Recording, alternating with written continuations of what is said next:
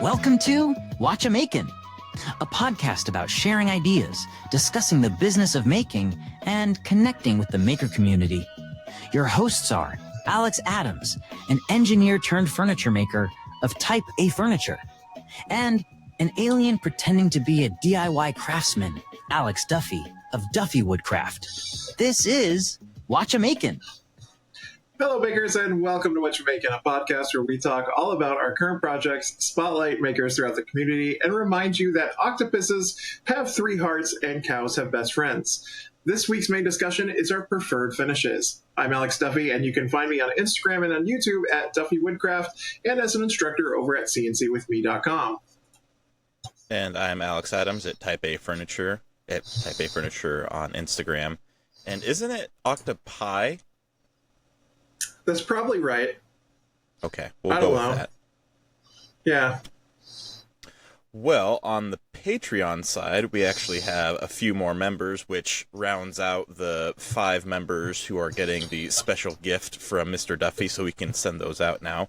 So Yay! Stephen Hawker was number 5, and then Mr. Adam Knapp was number 6. So just off of the prize group there, but good benefits. Steven means I have to send his gift all the way to Australia. I do know him; he's part of the CNC community, so I'm excited to get something out to him. That'll be fun.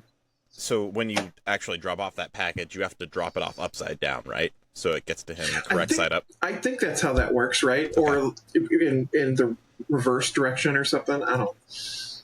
Exactly, just to make sure that it arrives the correct side up. Yeah. What you doing?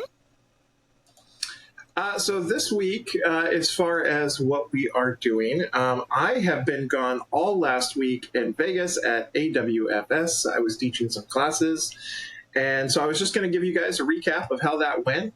So first of all, it was in Las Vegas. It's hot. There are too many people. It is way too expensive. But it has good shows. 2 stars, don't recommend.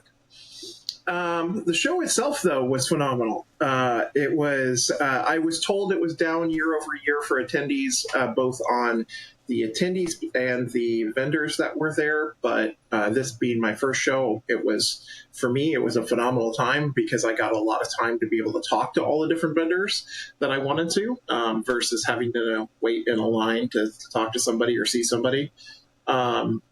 I even got to see the famous Sauce Stop hot dog demo in person, which I've never seen in person. Included? No bun, just the dog. But I asked him, I was curious. I was like, so how many breaks do you go through in a show? And they go through about 30 different breaks in a show. And that's expensive because remember, those breaks are like $200 a piece. Yeah, that's the marketplace value, not the in-house value. Absolutely, and I know that. But do they use the same blade and reuse it, or do they just like put them up as like examples with the blade? They had them up as examples. Now that's the part that would get expensive. I have heard of people reusing the blade, depending on like I think if you have like a carbide blade that can be resharpened, maybe you can reuse it, but not always can you reuse the actual blade. Yeah, and it depends on how badly damaged it gets by that break. So yeah, I mean they're not really cutting anything with it, or it shouldn't be cutting anything. Yeah, and I definitely it was fun seeing other approaches to that same technology. There's one company that does more industrial sized table saws with sliding saws as well. But they use a camera system that tracks everything moving towards the blade within 5 feet, which is pretty cool. And so then if anything gets within, it actually it just lowers the blade and shuts it down at the same time, but it doesn't destroy the blade. It just lowers it. Right. Yeah, I've seen that one. I can't remember what the name of the company was. Is it like? Oh gosh, it's not. It was a long name I can't pronounce. It's not Felder, but it's like a German company, isn't it? Yeah. It was definitely somebody from Europe, and I didn't write them down because their machines are way too big for my shop. I mean, their table saw. inexpensive, obviously, but yeah, their table saw was about half the size of my whole shop, so that was impressive. And real quick for the people who are not aware, AWFS is more of a vendor event, right? To show off new stuff, kind of like the CES of this industry, is it? Yeah, so there are two. Yeah, basically, there are two shows that basically do the same thing. Is AWFS and IWF. They're each competitor, and they are opposite years of each other. So AWFS is this year, IWF will be next year. Oh. AWFS takes place in Vegas, IWF takes place in Atlanta. So there's this, but they basically do the same thing. They're where all the tool manufacturers for woodworking, for cabinetry, anything related to making with wood and industrial making all come. And at the same time, each have an education section. And that's what I was actually there for, which was I was hired by the education guys to teach a couple of CNC classes. So there is a section where people can sign up for classes and talks. Both my classes were workshops, which means you got a class and you got to make something hands-on with a CNC versus just listening to me chat. So, yeah, it was a lot of fun. I do have to say I had 2 listeners come up to me and say hi and tell me that they listen. So thank you to both of you. I really appreciate that. It was at a party that I was at, and I was definitely 4 or 5 drinks in already. So I really apologize. You cannot remember who came up to me. You were just signing cleavage with a Sharpie, and that's all you remember. No, what happened to Vegas stays in Vegas. That is definitely not what happened. But it was at it was at the Harvey party. So Harvey, tool manufacturer, I got invited to come to their dinner party at one of the nights, and I'll talk about that in a minute. But there was probably 200 people there. So there was quite a group of people, and I was just meeting people, shaking hands left and right. And two of them definitely got to said, "Hey, we listened to your podcast." They said, "We're doing a great job." So I really appreciate that. Wonderful. And I appreciate all of our listeners. So, and what would be great is if you gave a rating that reflected that praise, because we have egos, and that helps our egos as well as the podcast to have a rating on the podcasting apps. So it would. Yeah, please, 5 stars. Do recommend. Not like and Vegas. If you don't like it, don't give us anything less than 5 stars. Just leave, because it's not pretty. Yeah, exactly. Anyway, so I really appreciate that. But so the show started, setup started Monday. The show itself went Tuesday through Friday. So I got in Sunday night. We got in late, so we had a quick dinner and went to bed and called it good. So Monday got up. So I want to give you guys a little story about my FedEx saga and why I will never recommend FedEx ever again for shipping. Did it get stuck with Tom Hanks on an island? I think it did. Okay. I think he was there with, at least, Wilson was there. So as you know from the last few episodes, I have been working on the thank you gifts for the speakers and the educators at AWFS. And because the box is a whole bunch of wooden gifts, it was almost 100 pounds, and I needed to ship that to Vegas. I'm not bringing it in my carry-on. For our listeners across the pond, that's a weight, not an amount of money. Yeah. Yes. Yeah. Exactly. 100 units of weight. Pound mass. Yeah, pound mass. And I'm not doing that convert to kilos. But 2.2. Yeah. So I shipped it. So here's the thing. I knew I needed to get it to Vegas, and I couldn't take it on the airplane, obviously. So I called UPS, and they're like, "Yep, you can ship it." Or not UPS. I'm sorry, UPS. You did a great job. FedEx. I called FedEx. They told me that I could ship it to a store, and it would be just fine. I'm like, cool. I called that store. They said, "Yep, you can ship to us, and we'll hold it for you till Monday when you get there." I'm like, cool, great. I took my box to FedEx. I asked the lady there. She's like, "Yep, you could ship it to that store. No problem. I've done that before. Not going to be a problem." I'm like, cool, great. Ships it. No problem. Spend $200 to ship this package, which really sucks. Gets there on Friday before I leave. And I get a notice from FedEx that my package has been refused. And I'm like, what? What do you mean it's been refused? So I call FedEx, and they go, "Yeah, the store refused the package." And I go, "Why?" And they like, "You have to call the store to find out." So I call the store, and she goes, "Nope, we don't hold packages here." And I'm like, "But somebody told me you did." And she's like, "Nope, we don't hold packages." I'm like, okay, well, where's my package? "I don't know. You have to call support." Call support. Support goes, "Yeah, it's at our World Ship location, but you can't go there to pick it up. We need another address to ship it to you." I'm like, "Okay, tell me any store in the Vegas area within 100 miles, and I'll rent a car if I have to go get it, that I can ship it to." And they're like, "Okay, well, we can't do that. We'll have to submit a ticket to our trace team," and I'm putting in quotes, "to find the package one." I'm like, "Wait a minute, you don't know where it is?" And they're like, "We just know it's at the World Ship. We don't have it in our hands." Okay.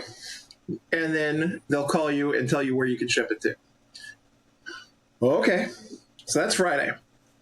Saturday by noon, still haven't heard anything from them. So I call them again.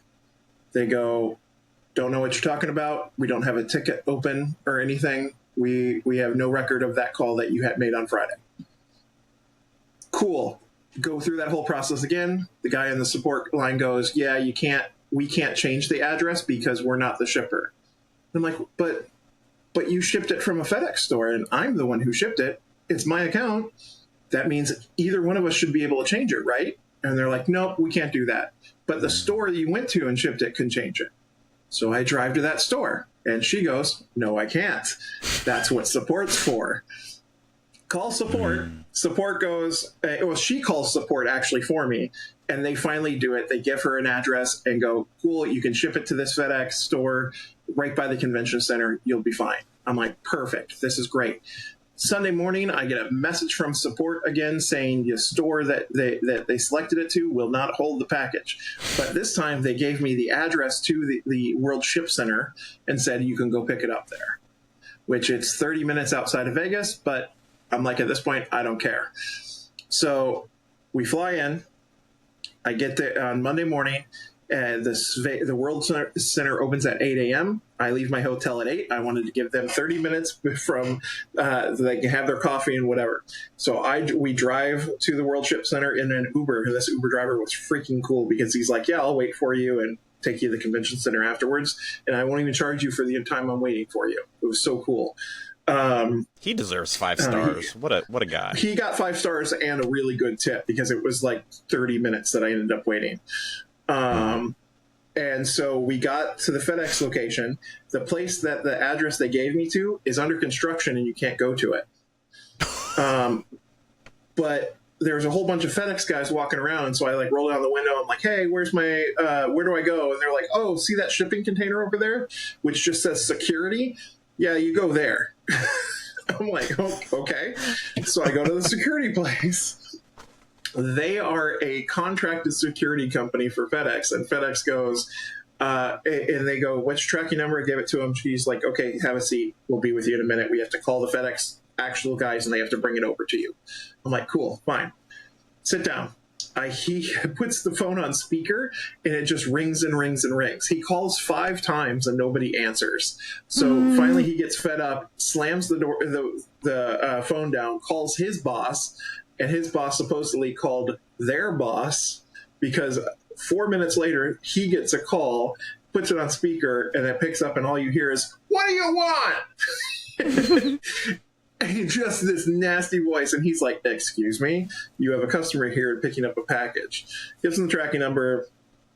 Look, I wait 15 more minutes. My box comes out to me. I get my box. I walk away, and I'm never shipping FedEx ever again. Was your box just full of embers from sitting in the desert? Oh my God, I was so worried that it was going to be busted up and whatever from all this, but luckily nothing was broken. I had packed it really well. They didn't actually send it anywhere, so it couldn't have gotten busted up. Well, yeah, but yeah, so it got there. So I got the box, and so we went to the convention center. I got registered, got my lanyard and everything. And so then it was up to my classroom. to set up the CNC from NextWave. So again, a big shout out to NextWave CNC, my sponsor. They sent me a CNC for this class to use. And so I set it up, got it going. And then my plan was, as soon as I was done with the CNC, I would set up or unbox the thank you gifts and give and like put them in their packages, because I had sent with the box a bunch of nice thank you bags and tissue paper, so and thank you cards, and like so it'll look really nice. But one of the show guys there was like, "Oh no, I've got 2 people that'll do that. You just show them what you need to do once." And I was like, "That's perfect. That saved half my day." Wonderful. So they did it for me, which was great. I got all weekend long, I had people come up to me and say, "Hey, I got one of your thank you gifts. I love it. It's so cool." All the staff who saw them was like, "This is the best thank you gifts we've ever had. It's not China made junk." So yeah, it was really cool. That went over really well. It was just a process to get there. Yeah. I have my own FedEx story, of which I learned that UPS is the official shipper of the Olympics. So if you ever need to ship anything to the Olympics in the Olympic Village, use UPS. So that's all I'll say about that story. Good to know. Good to know. Yeah, so then Monday, after I was done finished up, we booked tickets. Since we finished early, we went ahead and booked tickets to go see The Mentalist in Vegas, which is like that guy who like reads your mind and somehow. But is that any way connected to the show, or was it its own thing? No, it is actually. So at the end of the show, he talks about, because he's trying to sell his book that he just wrote, a memoir, but he is actually the guy that they based the show off of, and he helped write the first couple seasons. Okay. Yeah, because I remember watching that when that show came out. Like, my wife and I would actually watch it. We enjoyed it a lot. It was a lot of fun. Yeah, we did too. And so, yeah, so that was really cool seeing that at the end of the show, him be like, "Yeah, this is who I was." And I'm like, "Oh my God, that's great. I've watched that show." So yeah, and then we had dinner with so Next Wave was also there at the convention center, and 2 of them had shown up to set up the booth on Monday. And so 2 of those guys we had gone to dinner with at the early bird crew, and we went to Gordon Ramsay's burger restaurant in Vegas. Best burger I've ever had. So good. Most expensive burger I've ever had, but it was very, very good. So, and pro tip, go on table.com and just book a reservation. I did that as soon as I knew. Open Table, yeah. I knew is that as soon as we were going to go, that I wasn't going to want to wait. So I went on and I'm like, "Hey, look, there's a table available," and quickly got it. The line, so they have 2 lines. They have lines for people that have reservations, and the lines of people who walk up. And the line who had walk up was at least a 2-hour wait. It was crazy. And I'm like, "Man, I just booked a table less than an hour ago. You could have just done that too." So if there's anything that I hate more, it's large groups that cannot get somewhere to like eat and decide on like what to eat. Like, that's just torture to me, because it's like, just decide on something, we'll go with it, it'll be fine. So thank you for taking charge. Yeah. So let's see. Tuesday rolls around. Tuesday is my first class day. I got there and had some issues setting up some of my stuff, but I got all the stuff prepped. So my class was the first one on Tuesday is an intro to CNC and how to introduce it in your workshop. And so it was about some CNC 101, learning all the different terminology of it, and I wanted everybody to get some hands-on with CNC so they felt comfortable that they could zero everything out and start a bit and everything. So the first like 45 minutes or so was me talking and teaching, and then the last 45 minutes was me for us making a project. So I had prepped. We were all making mallets for them to take home. So I had prepped, it's a file that on what you have 1 4-inch block, and that has the words AWFS Fair carved, or 2025 carved into it. And then you have the middle block, which is, again, 4-inch block, and then the handle. And then the one that they were doing on the CNC was the other side, which I was going to have them carve in their names with the CNC as well. So so they all got to get a little hands-on time with Vetric, start the machine, stop the machine, and then glue up their piece and move on. So So that class was full. I had 15 people show up, which was great. And it was actually more than I expected to begin with for the day, so that was really good. How big of a room did you have? It was massive. Like, you could have fit 100 people in that room.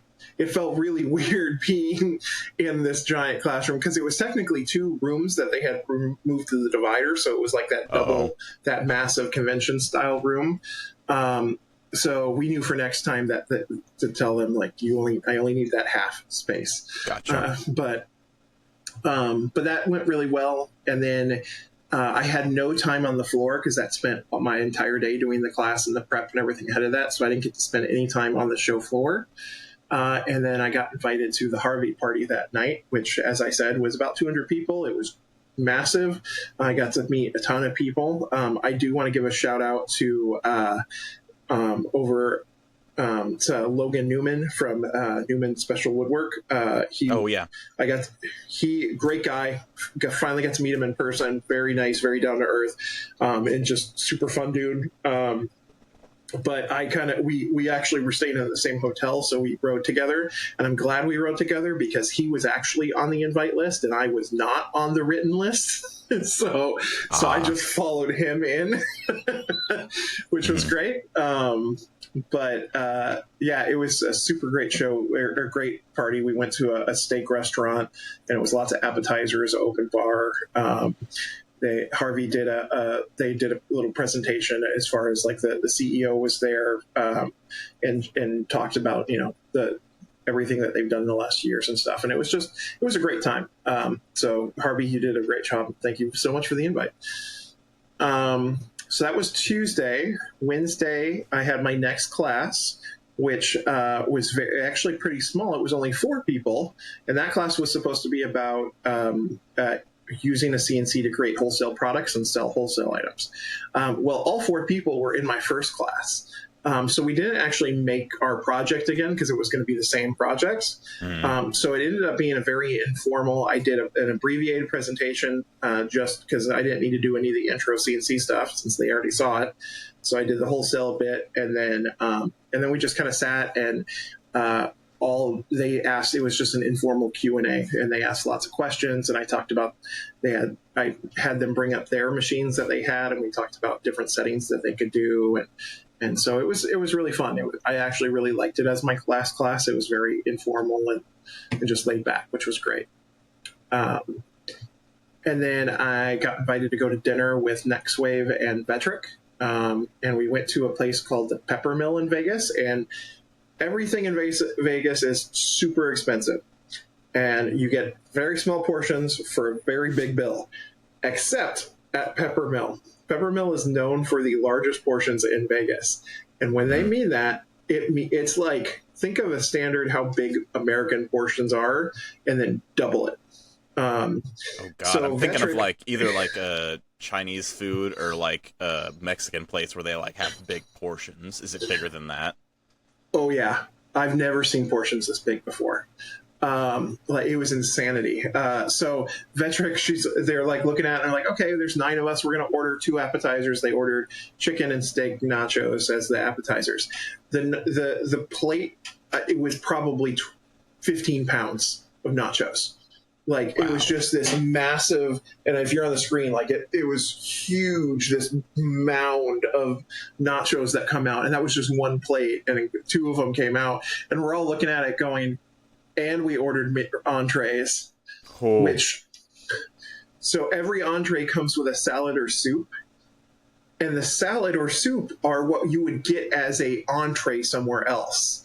Like when you order a salad or a soup as an entree, that's the size. It's not like a cup of soup; it's a freaking bowl of soup or a full plate of salad, and it was just insane. So I ended up bringing 3 boxes of food back to my room to give to Victoria because she had come with us to the show for her dinner. And then 2 of the people also ordered dessert, which they ordered a brownie, and it came in a glass the size of my head, and it was a third of it was full of just chocolate syrup. Then another third was brownie, and then the rest was 8 scoops of ice cream. Oh, that sounds delicious.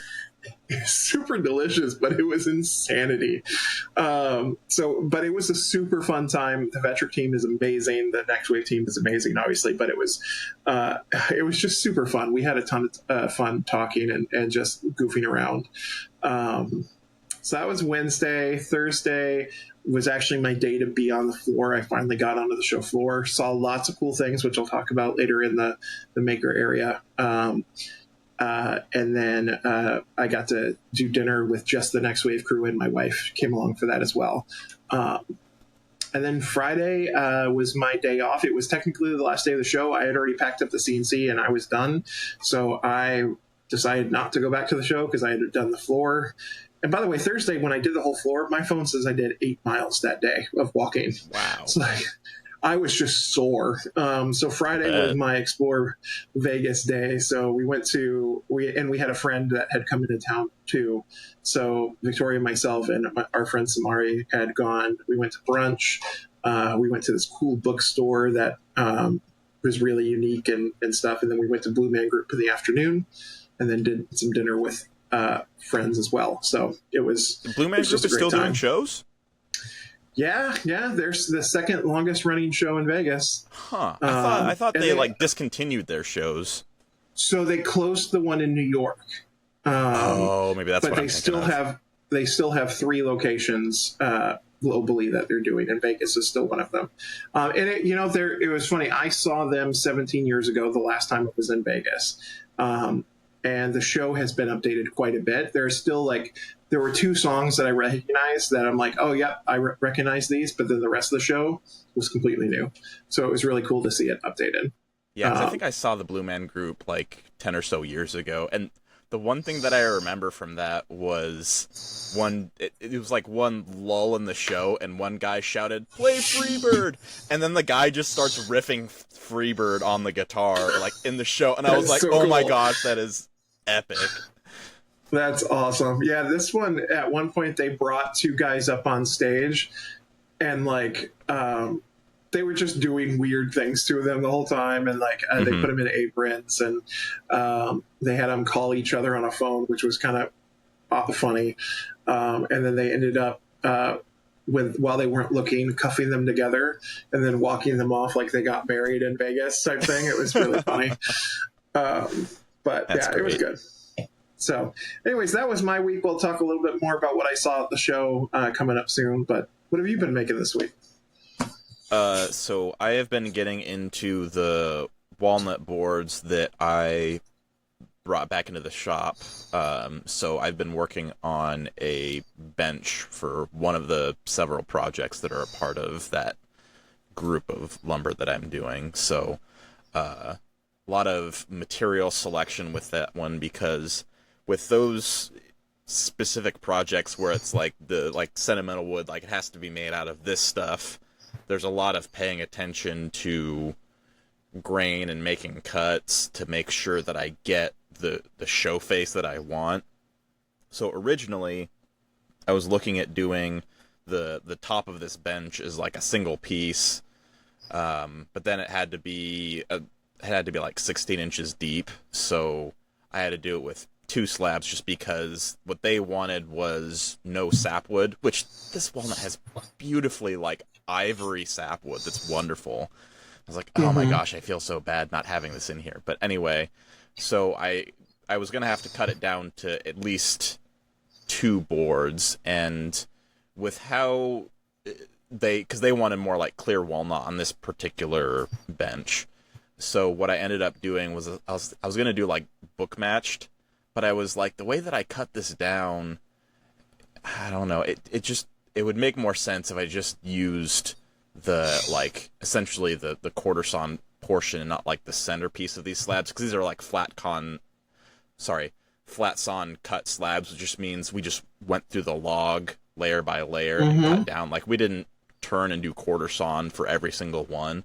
So you've got that kind of center portion where you've got a few knots and stuff that show up. But it's some pretty clear wood, as you can see. The one behind me, these are nice, straight, fairly for walnut, really clear wood. That's very that's for looking behind it. And somebody uses walnut a lot. That's extremely straight grain and clear. Yeah, because and these your are like sapwood is well defined, and like, yeah, that's really nice. yeah, because these are like 5-foot boards. They're about, I think with the sapwood, I don't know, maybe like 18-ish inches wide, maybe. And It says 13 behind you. that's number 13, slab number 13 Oh, out of board like 13. 30. Yeah, because I had to label them to keep track of like the different grain orientations of stuff. Because when I took pictures when we slabbed it up originally, I gave numbers to all of the pictures so I could keep track of it. But I should have also written those numbers somewhere on the slab itself. I probably should have like stapled it to the end or something like that, because it was kind of a little bit of a pain to figure out which one was which after the fact. But I got that all figured out. But anyway, even for walnut, for it being like super clear, essentially what I did was I cut out the centerpiece, and I'm also in the process of cutting out the sapwood portion of the board as well. So it's kind of that like almost quarter sawn section of the board that you would normally see at wherever you buy your lumber. And so I'm going to be doing 3 of those boards that are about 5 3/8 inch wide. That adds up to about 16 inches wide for the top. The kicker is with the boards, because I'm not doing any like breadboard ends on these. It's just going to be the end grain of the board going to the edge. And the kicker is, depending on where you cut that board, that sapwood kind of slants a little bit. And so you want to make sure that even if it's like on the bottom, if you would see the sapwood, I was like, it wouldn't be a big deal. But since I don't have breadboard ends on these, it needs to have like no sapwood on the ends, because you don't want to see the sapwood on the ends of it when you're looking from the edge of the bench itself from the side. So that on some of the boards, that's about like 1/2 inch difference from like one side to the other. So paying attention to how it looks from the ends, because I've only got like maybe 3 or 4 inches of like extra room on each end of the board to work with, because we're like really tight within how much of this length of the board that we're using, because it's supposed to be 5 feet, and I think these are about 63 or 64 inch long boards, which is not a whole lot to work with, because when you dry those boards, generally speaking, you're going to lose some of that end grain to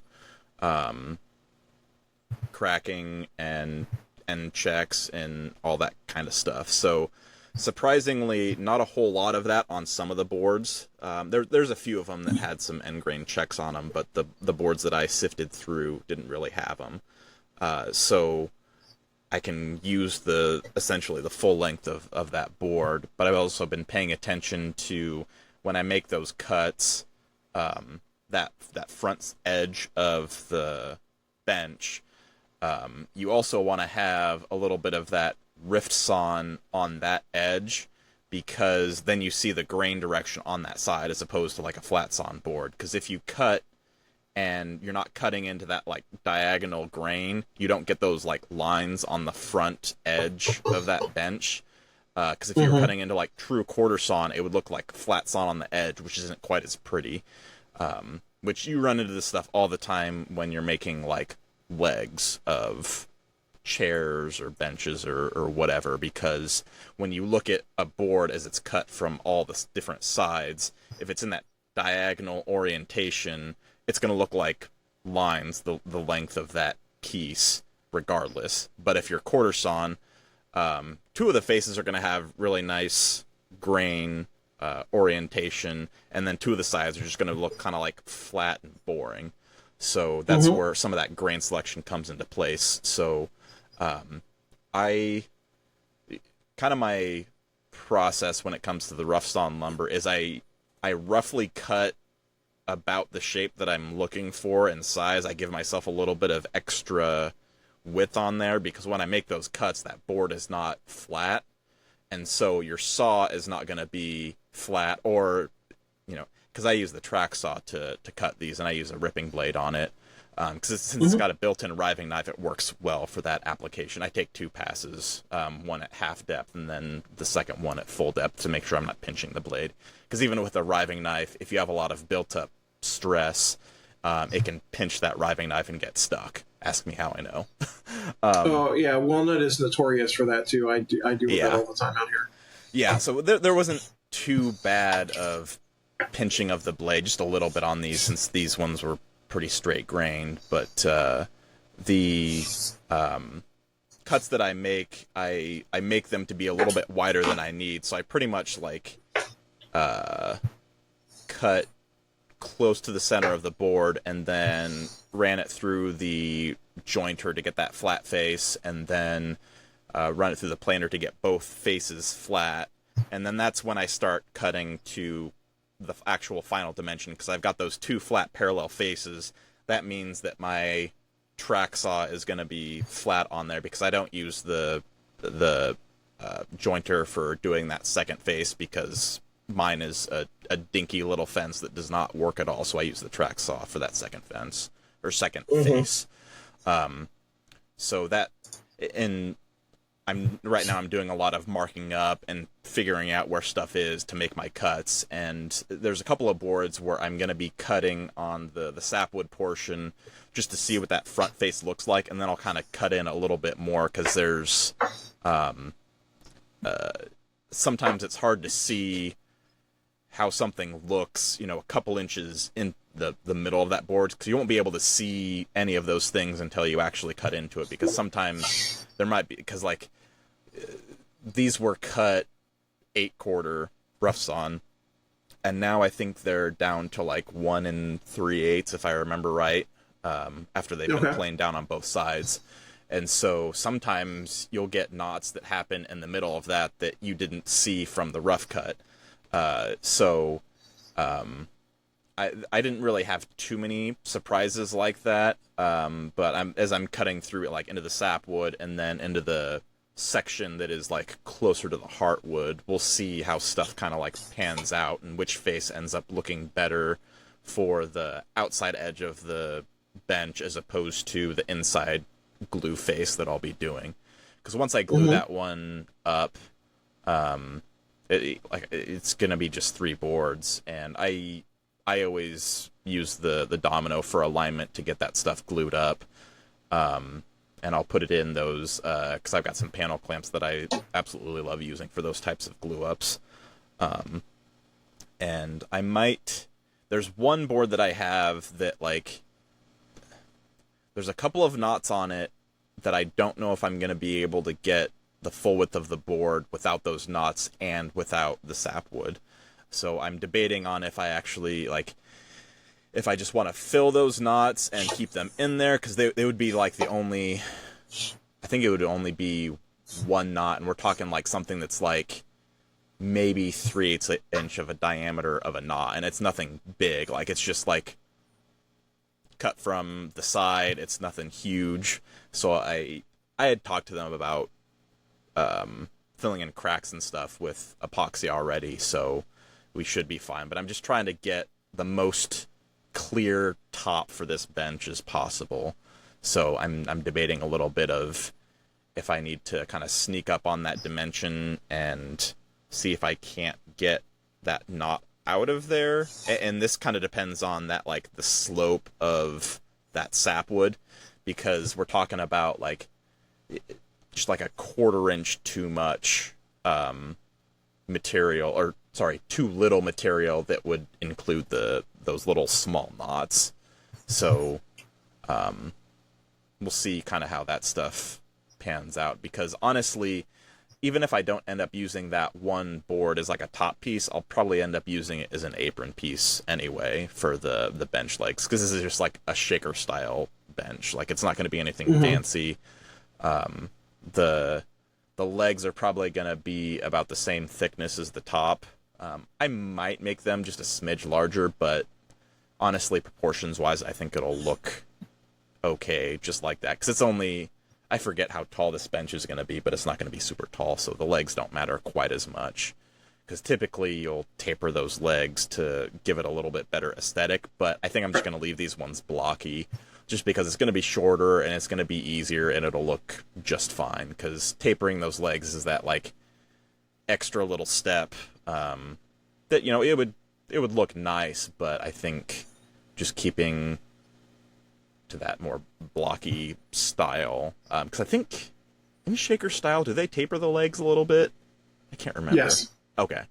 Yeah, so maybe it'll be just a little bit of a departure from shaker style, because I've done a bench like this before where I kept it the same thickness throughout and it turned out fine, because that one was a live edge bench that I did maybe about a year ago, so it's going to be pretty close to that same design.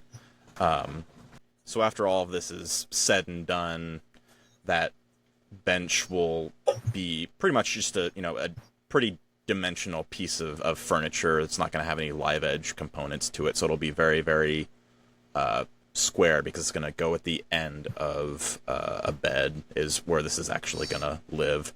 So it'll end up being just fine, because it did cross my mind that if I left just a smidge of the sapwood in there, I could use more of like a chocolatey brown finish, because I'm going to use a Hardwax oil for it, and I do have some like chocolate Hardwax oil, which does kind of help darken some of that sapwood. So if I put it in like in the glue portion of the glue line of that bench seat, and then also use that, because it doesn't really affect the actual color of the walnut too much, just because it's already that brown color. You lose a little bit of the more natural colors that come through that aren't just straight brown, but there's not too much of those colors in this one. There's just a little bit, though, and it's my favorite is when there's a little bit of that kind of steel purpley gray color that bleeds into the sapwood. That's like, I absolutely love that coloring, but I think we'll be okay here. So that's kind of what I've been doing on the woodworking side of things. And then on the kind of 3D printing side of things, I've been trying to do one type of product category of like a new thing each week, because as I've been getting returning customers coming back with requests, like they're coming back and obviously they're looking for that, you know, that new thing. So I've been trying to do stuff that's a little bit different. So I've been making those like super large Pokemon cards that are like almost the size of a sheet of like normal printer paper. They're just a little bit shy of that. And then I've done some of those where it's that, but it also has a 3-dimensional Pokemon like coming out of the face of that card, and those are really cool. Oh, cool. So those ones have been a lot of fun to print and see. And I have also printed, I can't remember if I had mentioned it to you before, but they are like actual size Pokeballs that open up and are hollow on the inside, so you can actually put something in there. So those ones, ones I think are really, really cool, and they've been popular with the kids as well. And then we just printed some Pokédex card holders, so it'll hold like 30-some cards, but it looks like the Pokédex from the show, which, like, to me, since I like grew up on that and I saw that, I was like, oh, this is so awesome. Like, I love this. So I've had a couple of kids get that, because like the storage and organization of your cards is like, that's kind of the thing. Like, not many people actually play with the cards. They just collect them and keep them, and it's a little bit more about like how you store and organize them. So that's kind of a fun way to do that, because we actually had one kid who, because we had a display one where my son put some cards in it, and he thought that the cards were included in buying it. So like that kind of changed their mind a little bit. So I had thought about maybe just throwing in a couple of cards into them to incentivize the purchasing, because sometimes like you just throw in some random cards and kids are just wanting to collect anything that they don't have, so that would be incentive enough. Right. And then beyond that, as we've been getting ready for the county fair this upcoming week, we we made these a while ago. We made some chopsticks a while ago with my son, and so we'll be entering those into the fair. And then we signed up the paperwork to do a couple of other woodworking projects, simple stuff like picture frames and like laser engraving. So we'll see if we get to those, because he's got he's probably got 30 different things that he's entering into the fair once you go across all of the different crafts that he's done, whether it's painting or tie pillows, or we have some stuff that's growing in the garden that we'll be entering into the fair for 4-H. So we'll see. We might get around to I think we'll get around to the laser engraving one, but I don't think that we'll end up getting to the picture frame. So it'll just kind of depend on what we end up actually having time for. So that's what I've been up to and making here the past couple of weeks. Fix it, fix it, fix it, fix it, fix it, fix it!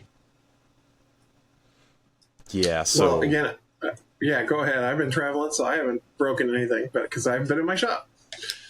Yeah, and thankfully nothing broke in your FedEx package, did it? Yeah, nope, just my sanity. Yeah, so I hadn't used my jointer in a while, and when I looked down to get it ready to start using it, I see these crusty white spots on it, and I was like, what is going on here? So what had happened was the main AC unit, the central air conditioning and heating unit, is in the same room as the main shop that I use. And one of the branches of that ducting is that corner where I keep my jointer. And so there was condensation on the actual pipes themselves, and it dripped onto the jointer. Fortunately, the bed of my jointer is aluminum, so I don't really there's not any issues there. So if honestly, if it was a cast iron bed, I would have already had some of the carbon method coating on there, and it probably would have been just fine as well. But yeah, it all I had to do was wipe it down. I had to get I got a razor to get some of the crusty stuff off of there, because there's a little bit of, I think maybe a little bit of sawdust that gets in the air. It collected on the outside of that ducting, and as the condensation got on there, I think it mixed with a little bit of that to make a little bit of a gritty brown spots as well when it dried. So I just kind of scraped up that stuff, and it was just fine. So fortunately, it was not a big deal for that. But I did actually have, speaking of water, so I had my drainage for my washing machine is also the same drainage that our kitchen drains into, and since they had built on, in addition to add the kitchen, they had the drainage there before that, so it was an undersized drainage. So as time goes on, I've got to clear that out, because I get stuff backing up, and what happens is it overflows, comes out underneath the washing machine, and then it kind of goes along the wall towards the other side of the basement. And I had some MDF sitting around there, so that MDF soaked up a little bit of that water on the edge and kind of poofed out. Fortunately, I don't use MDF a whole lot, so it's there wasn't a whole lot of it, so I'm not super out very much. So it's if I need to, I can just trim off this it was maybe a half inch or an inch on the edge of this MDF. But I have a lot of issues with water and condensation in my area. The drainage is not the best in my house. It's this is a 100-year-old house, so there's been a lot of changes over the years that you've got to do these, temporary that turn permanent fixes. My my water flow overflow, I have a little drainage pipe that I have that goes into a 5-gallon bucket, because I previously hadn't had issues with this washing machine because like I put a backflow valve on it and sealed it off. But I think as time has gone on, I don't know if that backflow valve has had issues or it got loose somewhere, or like the caulking or whatever around the edges got worn out or whatever, and that's how it came backflowing out. But I have like a little overflow thing that empties in that bucket, and I actually had to empty that out recently, so to prevent even worse water from accumulating, because then the water, there's less, it can release some of that pressure and not like back up into our sink, back up in the kitchen, because then all of that pressure goes towards the washing machine area, because that's like the lowest failure point, and then it comes out underneath the washer. So anyway, I'll digress from that. But the other issue that I had was moving on to things of various odors. So when I brought in this walnut, I brought it through my car, and I had brought it from that basement space that was in the furniture store that I work with. And when I went to go get it, there was a little bit of that like sewage odor, a little bit down there when I was getting it, and I had actually dug some spots where I was going to put in some like radon reduction, because radon accumulates in some of the basements in our area, and what I was going to do, I had filled in some concrete in there because there was one concrete slab, and I had dug up because I was going to like put in a vent down there and try and reduce the radon, but since I didn't end up setting up like an actual shop space down there like I had intended a long time ago in the past, that project kind of went by the wayside. But I've like randomly, when I've been down there, kind of like smelled sewage. Like it's not always happening, so it leads me to believe that it's like, I think what's happening is there might, in those spots where I dug out, I think there might be a little bit of that odor that's like leaching from the actual dirt, and because it's not covered up anymore with the extra dirt, it's like getting into the air. And so I didn't really think of anything of it until like a week later, when I was in the car, and I was just kind of like sitting in there, and I was like, it smells a little stinky in here, because I hadn't turned, because what I had found out was that usually like when I get into the car, like I usually start it right away, get the fans going, and I'm like good to go. And I think what had happened was like it circulated the air fast enough that I didn't notice right away. But when I like sat in there, I kind of like noticed it, because with those boards going in there and kind of like sliding in and out, like I got a little bit of like odor in the car. So now I've kind of got like a LaCroix like hint of sewage in the CRV. It's like, I think it's just like one of those things where it's like it's not noticeable unless you're like thinking about it. And when I was milling the boards, I was like, of garbage man. Yeah. I think there's just enough of the odor in like the rough sawn portion of the boards that like I could tell that there was a difference in like the smell of the walnut shavings, because my like my 4-inch ducting, like for whatever reason, like it popped off on my planer because of the fitting came loose or something like that. It hasn't done that in a long time. But I sniffed it once, and I was like, yeah, that doesn't smell like just straight walnut shaving. It's got a little bit of like a musty odor in there. So now I'm wondering if like all the lumber that I have in the basement of the furniture store has like a hint of like sewage odor to it now. Which, a hint of poo. Yeah. This could be a little bit. I'm not like furniture line for you. The Hint of Poo bathroom series. Which is great for the walnut, because it's, you know, it just lines up well with the aesthetic. Yeah. I'm not super worried about it, because like most of the stuff that I have down there is rough sawn, so it'll get milled up anyway. So I'm not super worried about it long term. But it's just kind of like one of those just weird things where you're just like, why? So anyway, I'll probably have to like clean out the car, but like it's just weird. But I also, because speaking of like dust collection and odors, I had actually taken, because I have two Festool dust extractors. They're like the CT48, which is like the biggest unit that you can get, and the cloth bags that are in those. So both of these Festool dust extractors, I have not emptied the bag since before I did all of that work on those church pews. So, like, all of that finish that I sanded off that got sucked into there.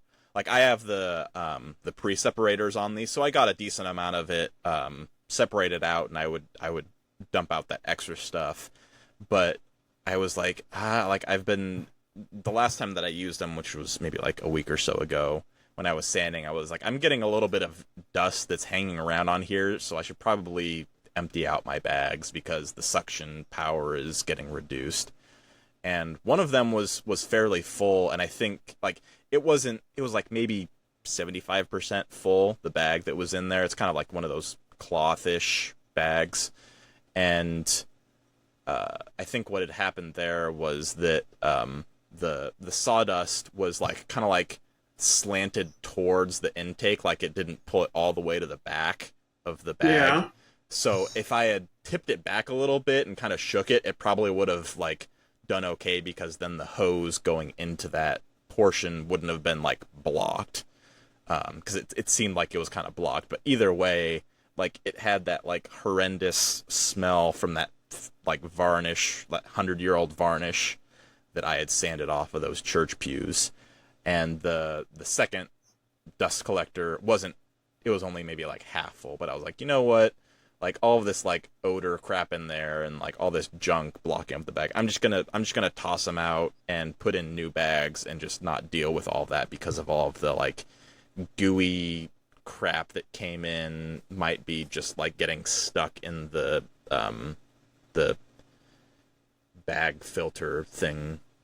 So I was like, I'll just throw in a new bag, because I got I have a 5-pack of those disposable bags on hand. So I was like, I've got plenty on hand. It's fine. They're not completely full.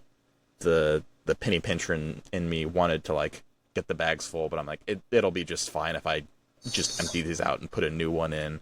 Because the other thing too that I checked for was, when you take the top off of that, you need to make sure that the seal is not like twisted at all, because that can happen. And Right. if you break that seal, then you lose a lot of suction. So I made sure to check for that and try and, run a cloth over it to make sure it was clean, so that when it makes that contact, it's nice and solid seal. So did a little bit of maintenance on that stuff. And then on the 3D print side, for the most part, we've been doing fairly well. But I did have a failure of a 16-hour print of like a super long, like 5-foot long dragon in like the last 2 hours of the print. A few of the links got like detached, and once that happens, it's like game over, because if those are moving around, the filament doesn't go on top of those just right, and then it kind of like, it's either stuck on like the edge of the nozzle of the 3D printer, or it kind of like gets, even if it's printing well on something else, it'll kind of like smear off on that other piece, and you'll get like a bunch of junk on those. And so it sucked, because like this, and it was a silk filament too, so it was like, the slightly more than just the cost than like the basic regular PLA filament that I use. So Yeah. I was a little bit bummed about that, because it was like, I can't remember how many grams it was, maybe like 250 grams worth, which is not an inconsequential amount of filament. So I was a little bit bummed about that, but I was like, I'll just add a brim on it and it'll probably be fine. So like, because I was hoping with this one, because it was a less aggressive profile on the links, that I was hoping that it would like have better bed adhesion on it, but I was proven wrong in the last little bit of that print that was not the case. So I just added a brim on it, and it's reprinting right now. So hopefully that one will be finished probably tomorrow morning. So that'll be that'll be good once that's there. So I've learned my lesson on articulating dragons and fidgets now that I just, for whatever reason, I just can't get away from needing to have at least a brim, which is just a little flat area around the footprint of it to make sure that it doesn't slide off. Because that's been, like, it's annoying because of having to, like, peel that brim off, because sometimes it, like, doesn't come off cleanly. And then, like, you've got a lot of surface area to, like, try and clean up, and it just becomes very time-consuming at that point. So you're, like, fighting between, like, well, do I risk this print and not have anything in the end, or do I have something that has these little, like, you know, little bits of the brim that are, like, on the edge that are kind of like frilly plastic pieces that are on there. So I have been playing around with the spacing on the footprint of the model and the actual brim itself, and the default setting is like 0.1 millimeters in bamboo, and I bumped it up to, I've been doing like 0.15 millimeter, which seems to help a little bit, but if you put it too far, then it's not close enough to, like, actually help that footprint stay on the print plate itself. So I think it does change a little bit when I go between different types of plates, because the normal PEI plate, which is like the kind of like the textured one, it comes off a little bit differently than the cool plates.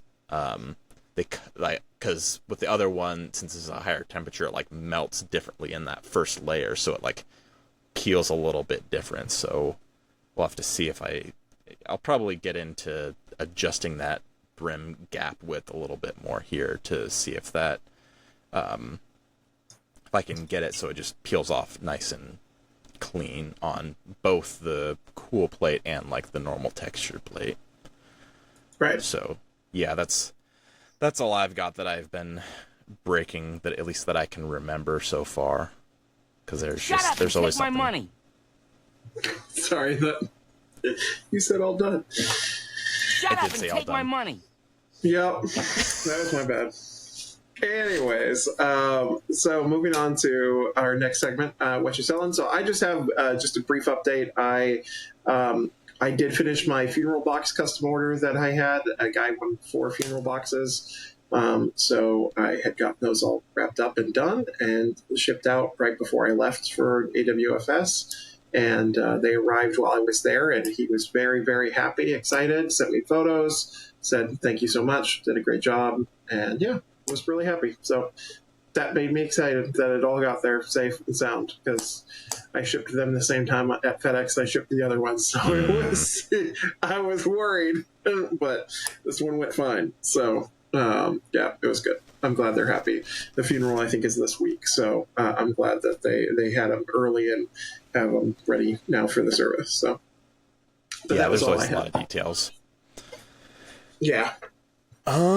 So I think I kind of alluded to this a little bit earlier, where at the local farmers market every week on Thursday evenings, I've been getting some like recurring customers that come back. And so I've been trying to come up with stuff that is exciting for those recurring customers. And I think I had mentioned a couple of those things, like doing the Pokemon cards that were not only printed, but also had the 3-dimensional model of the actual Pokemon coming out of the card itself. So that was kind of born from that, like trying to figure out what that person likes, because they like a lot of stuff that like their favorite Pokemon is Eevee. I've got like maybe 2 or 3 people who like that's one of their favorites. So it's like, okay, like I can go out on a limb and try and experiment with some stuff, because chances are between those several people it's gonna get purchased. I did actually do a Pokeball that is there are a bunch of them that are made in the image of a particular Pokemon, so they have like so it's like the actual Pokeball shape, but then they change the colors to be the colors of that specific Pokemon, and then they throw on like either some like ears or tails or whatever to look like that specific Pokemon. So it's kind of like a customized Pokeball. So I did do some of those that look like Eevee and some that look like Charmander that are really fun. Those ones, I haven't sold any of those ones yet, because with those ones, they are super glued together, so there's a decent amount of pieces, so they're a little bit more expensive than like the regular Pokeball because it's fewer components to put together and, you know, less filament overall. So I think since those ones are a little bit higher price, it might take a little bit longer for those ones to move, but when you come across the right person, I think that they'll still sell. Outside of Pokemon, I've been selling a lot of articulating toothless models. Those have been pretty popular lately since the live action How to Train Your Dragon came out. Was that last month that came out? I want to say. Yeah. I don't know if it's still in. It might still be in a few theaters. I'm It not is 100% still, sure. I think. Okay.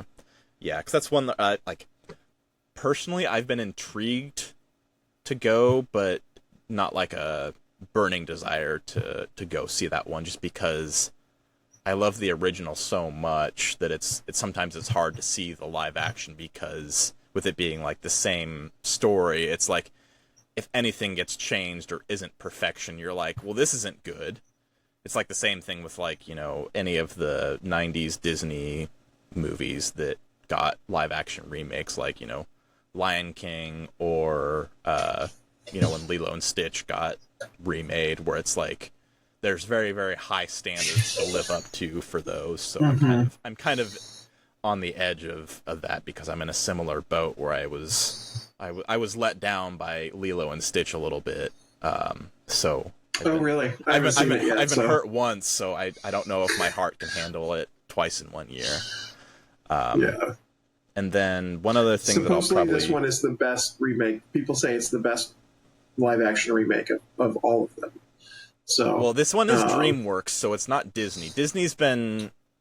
They haven't been doing the best when it comes to any of the remakes. They've kind of been they've just been doing their cash grab, is what they've been doing with a lot of those, which is... I haven't seen it yet, but the reviews I've read have said that this is how a live-action should have been done from the start. So, don't you dare give me hope.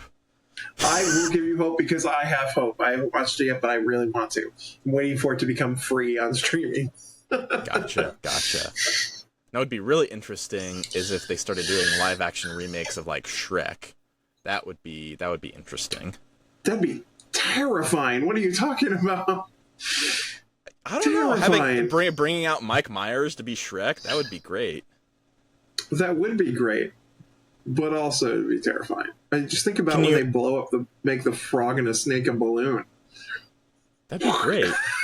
And Eddie Murphy is the donkey? I mean, come on. Oh. Romancing a dragon? And then so back to the segment that we were supposed to be talking about of stuff we've been selling. So the one gentleman who bought a bunch of, like, Harley keychains off of me at the farmers market, we'd been talking the past couple of farmers markets about doing a laser engraved motorcycle with the Harley Davidson logo underneath it. So I'm working on that one to get him I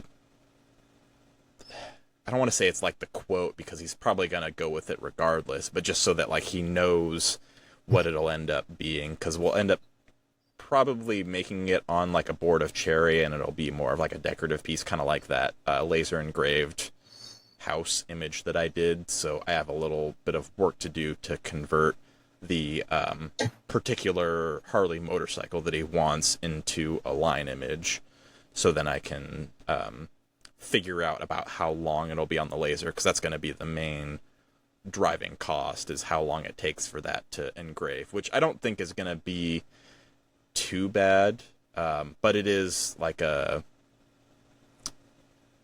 don't think it'll be like a square foot size-wise, but it'll be close to that much.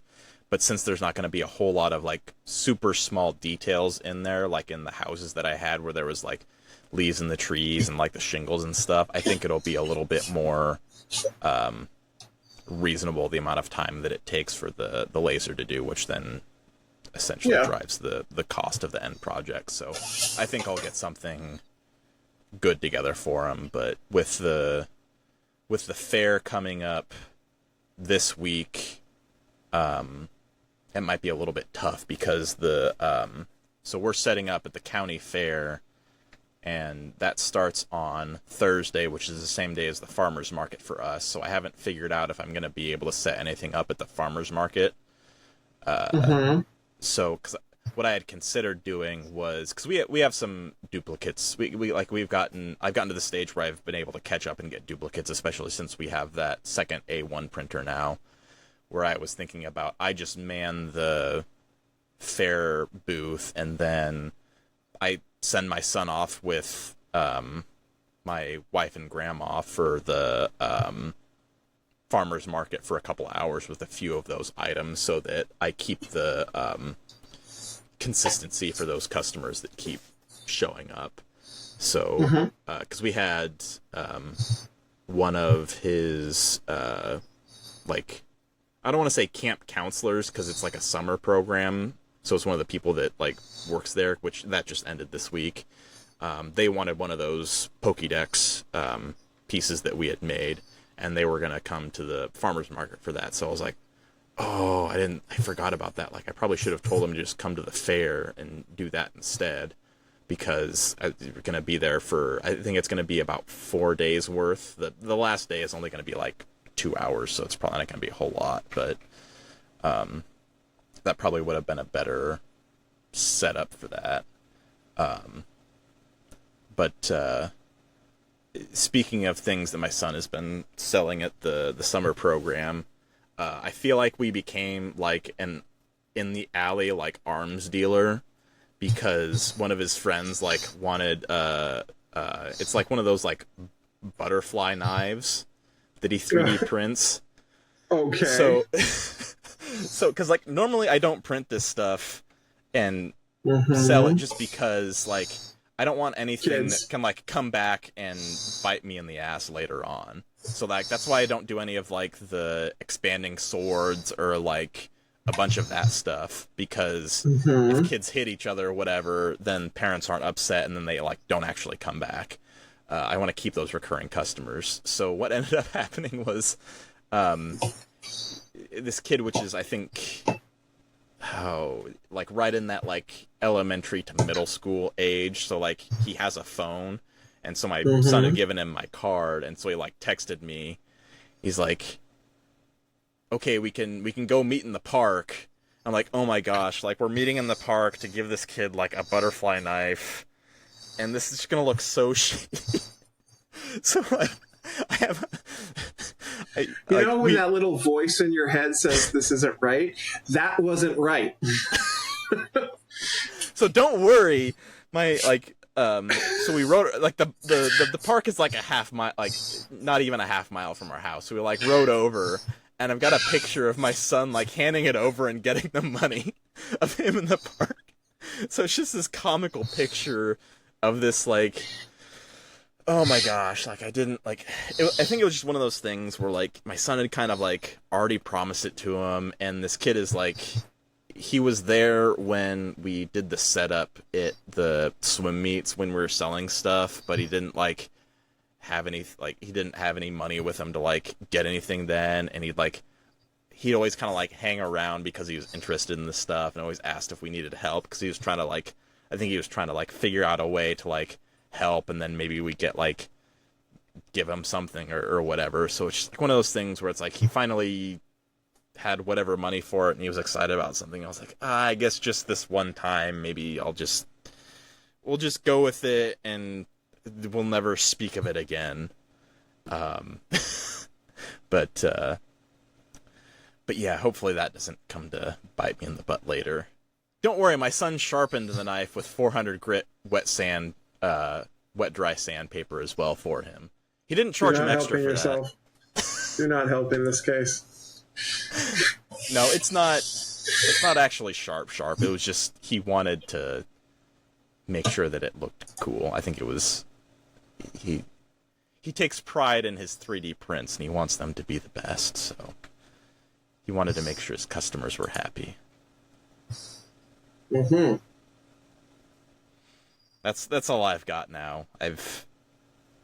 Is that enough evidence now? I think that's enough evidence. We'll move on.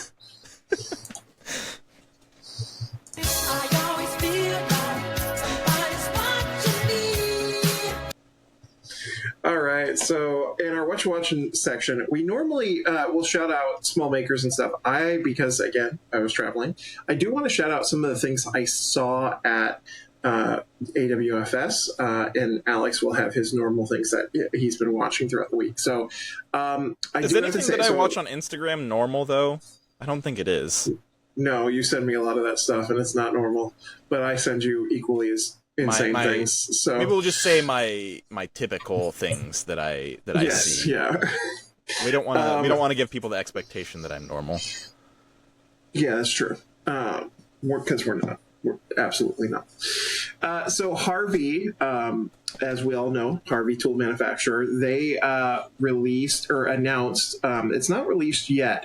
So it is. They announced what they're calling the baby gyro dust collector. So, they make their giant, big, fancy gyro dust collectors. Well, this guy is a small one, and I really think they knocked it out of the park. It's going to be really great for people like you and I who work in our garages. I specifically think it's going to be phenomenal for CNC people to have it as part of their CNC. To me, it's bigger than Festool's dust collector, but I think it will be a fancier, better version of it and a direct competitor to it. So is it an actual extractor or is it a dust collector? It is a dust collector, okay. But it is the size of a large dust extractor. Yeah, because the defining feature between extractor and collector is that the extractor has the smaller tube and higher velocity, whereas the dust collector has the larger, 4-inch, where it's just pure volume. Is more for a reference for those who may not have dove into the intricacies of collector versus extractor. And this is actually a hybrid of the two, because it is a smaller 2-inch hose, but it is a larger CFM like a collector does. So it's a high CFM with a smaller input. I think this was the best new product that I saw at the show. I was really impressed with it. I really think it's going to be something that will be great for CNC users. So hopefully I'll get my hands on it at some point. I would really like to test it and play around with it. So that was from Harvey. Another one, I actually got to meet the CEO of Temple Tools. He was there. He's there. So there's two CEOs. I guess there's two founders. One guy is from Chicago. The other one is from Japan. They're both there. I met the one from Japan. We were chatting. So he was really nice. We got to talk a little bit. My day job, I work for a Japanese company. So we were talking about different places in Tokyo and things, but it was a great guy. And they have a new set of chisels that they just released. So they've, if you know Temple Tools, they make hand saws, and is the Japanese pull saw specifically. And they sell on Amazon here in the States, and they sell on their website, which they just started doing now. And as part of that, they launched a line of chisels that is only available on their website. And they sold out in the first day, and so now they're back order. So I was looking at it though and playing around. They are really well balanced. It's a Damascus style steel. They looked amazing. So I'm excited to see once people get their hands on them, the reviews of them, because the Temple saws, in my opinion, are the best pull saws out there. So really? to see them go into chisels now, I'm very interested to see how those hold up and hold an edge. Are those like the Japanese style, like hollow back chisels? Yes, I think so. Okay. I don't necessarily know what the difference is of a normal and a hollow back. So it has to do with the manufacturing method. So my limited understanding of the difference between like a traditional Japanese chisel and more of like a Western style bench chisel is that they do a lot of folded steel on those Japanese chisels, and because they have that, instead of having like a whole solid piece of metal to be more efficient with it, it's like, because it's folded over on itself, it has like a kind of like a I'm trying to think of convex versus concave, where it's kind of like a hollow area on the bottom, where it's kind of like a little, I don't want to say a bubble on the bottom. And those for watching on the screen, you can see I put an image of it up on the screen. And let me actually, while we're doing that, I'm just going to... Because it looks like they have a crank neck chisel on there as well. They do. Which is good for like glue and other stuff. That's the baby, by the way. Okay. So, so on that dust collector that you're showing me here, is that in the front there? Is that just pull out and that's where you dump the dust? Yeah, exactly. And then you've got a port on either side, and it also will blow too versus suck, which is kind of interesting. And it's all touch screen, and interesting. Very cool. Okay, so Temple Tools and them also saw Morgan from the Morgan Square. For those who have been at WorkbenchCon or other conventions like IWF, you'll recognize her that's on the screen right now.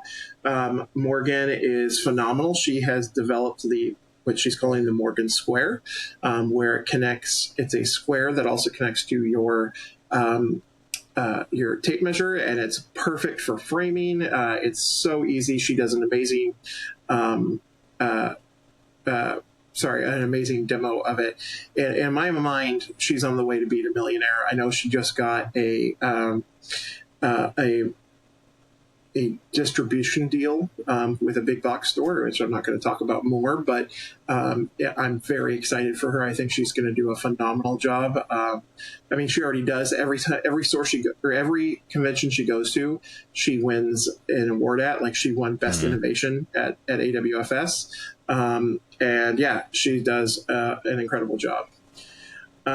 Next on my list was from Freud. You'll recognize them as the router. Freud. Sorry, I say Freud. Freud. Well, yeah, the router. Like the one dude who says we all think of our moms a lot, right? Yeah, that guy. Yeah, the psychologist guy. Yeah, the router bit manufacturer. So they have just come out with a new CNC bit set. And so again, up on the screen, these guys are really cool. They created it's a 12-bit set. For your CNC, and what's really cool is they have these what they call piano keys, which are what the CNC bits fit into, and then you just press down on it and it ejects the bit, and all you have to do is then slide the bit back in and it grabs onto it. So it's a really cool release mechanism. I was playing around with it a lot, and I really liked it. It's way better than my system. So is that like a third-party ATC kind of solution? No, it's not an ATC. This is just for your bit management, and it comes. You can buy their whole 12-bit set, so that you have all the bits you need right off the beginning. I thought it was like, since you said CNC in there, it made me think that it was like something that is like an accessory on the CNC itself. But this is just more like bit storage. Generalized. Gotcha. Okay. Yep. The next people I want to talk about was Aquacoat. So Aquacoat is a finished manufacturing, which is what we're talking about today anyway. But they make a water soluble and water-based, it's almost like a lacquer clear coat, top coat that is eco-friendly as well. But what's really cool is they have this grain filler, so you can create just a completely smooth piece of wood because they fill the grain. But they also have a dyed grain filler, so you get this really cool look you can do a dark grain where it fills in all the grain with this dark color, and then you also do your normal stain on top of that, so you get this cool dual tone on it, and I just thought that looked really neat. I thought for like a coffee table or something else, like it would just add something different that you don't see a lot of. So I thought that was really cool. And then finally, from, I don't know how I'm going to say this right, Prazi, Prazi. Nothing against this tool. I just personally think this is the most dangerous tool I've ever seen in my life. More dangerous than the angle grinder chainsaw? It's sort of like the angle grinder chainsaw. Okay. It is the skill saw chainsaw. So it is an attachment for your skill saw to turn your skill saw into a chainsaw. So you can do beam These cutting. They're the like beam saw things. Yeah, I've seen the dedicated unit. I just haven't seen one that takes the circular saw. Circular saw. I'll give it a little bit of grace because it has the riving knife integrated into it, and so there's like a little bit more to it. But man, if your leg or like you have a long shirt and like this just seems like this is a death waiting to happen, or a good chunk of your leg taken out waiting to happen.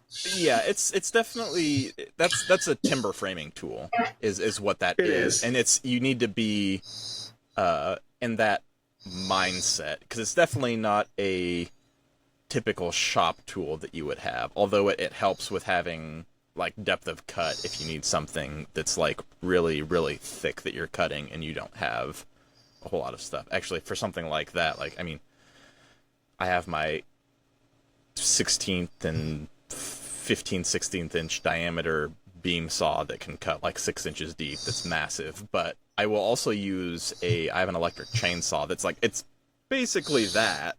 I've occasionally used it with like cutting like 4x4s and stuff.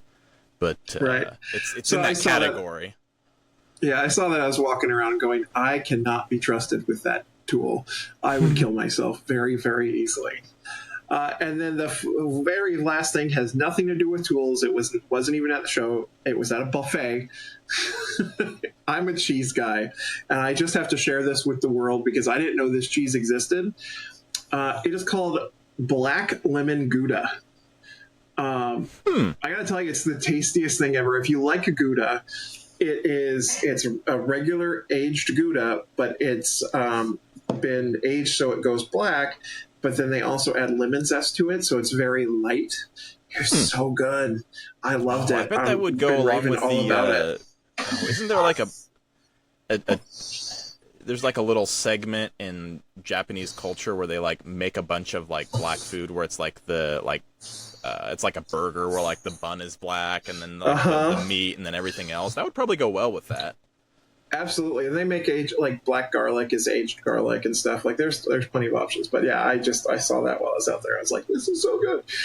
Anyways, so that's what I saw this week that I thought was just really, really cool at the show, that specifically for me that I thought was cool. There were a bunch of other new products out there. For example, Onefinity has a new CNC that they announced while they were there. Shark has a whole bunch of new stuff as well. Like there's just a whole bunch of new ones, but these are the ones that I wanted to really highlight that I thought were really interesting and cool. So yeah, because there was also didn't Shaper get an award for their like CNC assist thing with their setup? Yeah, I didn't go through all of their awards, but because I think there was like 20 different award sections. Yeah, that was one of the ones that I remember seeing, which is like it's a very niche product because for those who are not aware, Shaper Origin is like your hybrid between a router and a CNC where it uses spatial recognition using a special tape to know where it is, and then you just get it close enough and then it moves the bit on like the actual profile. And what they did was they added call it a gantry system that can basically make it operate hands-free is a CNC for a small workspace. I don't remember what the size of it was, like 2x4 or something like that. Which is like it's good to like if you have an origin and it helps you expand from there, but it would be good to assess whether a traditional CNC would be better for you to like start off with, because it's a good accessory if you have already adopted the shaper into your workflow and it works for your workflow. Right, and personally, I think that's the question is if you already have the shaper, then this is a good attachment. But like for me, who already has a CNC, I can't justify buying a shaper because I don't see the point of it since I have a CNC. Right. I don't understand shops that have both, because you can do everything you can with a shaper on a CNC and vice versa.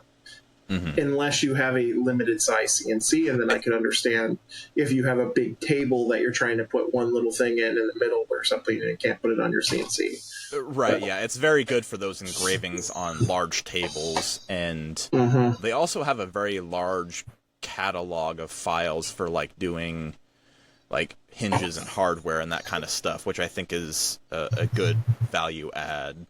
I haven't dove into it super duper far, but I think that's an area that they do kind of play in, and I think that's how they make a name for themselves beyond just the profile that it's able to do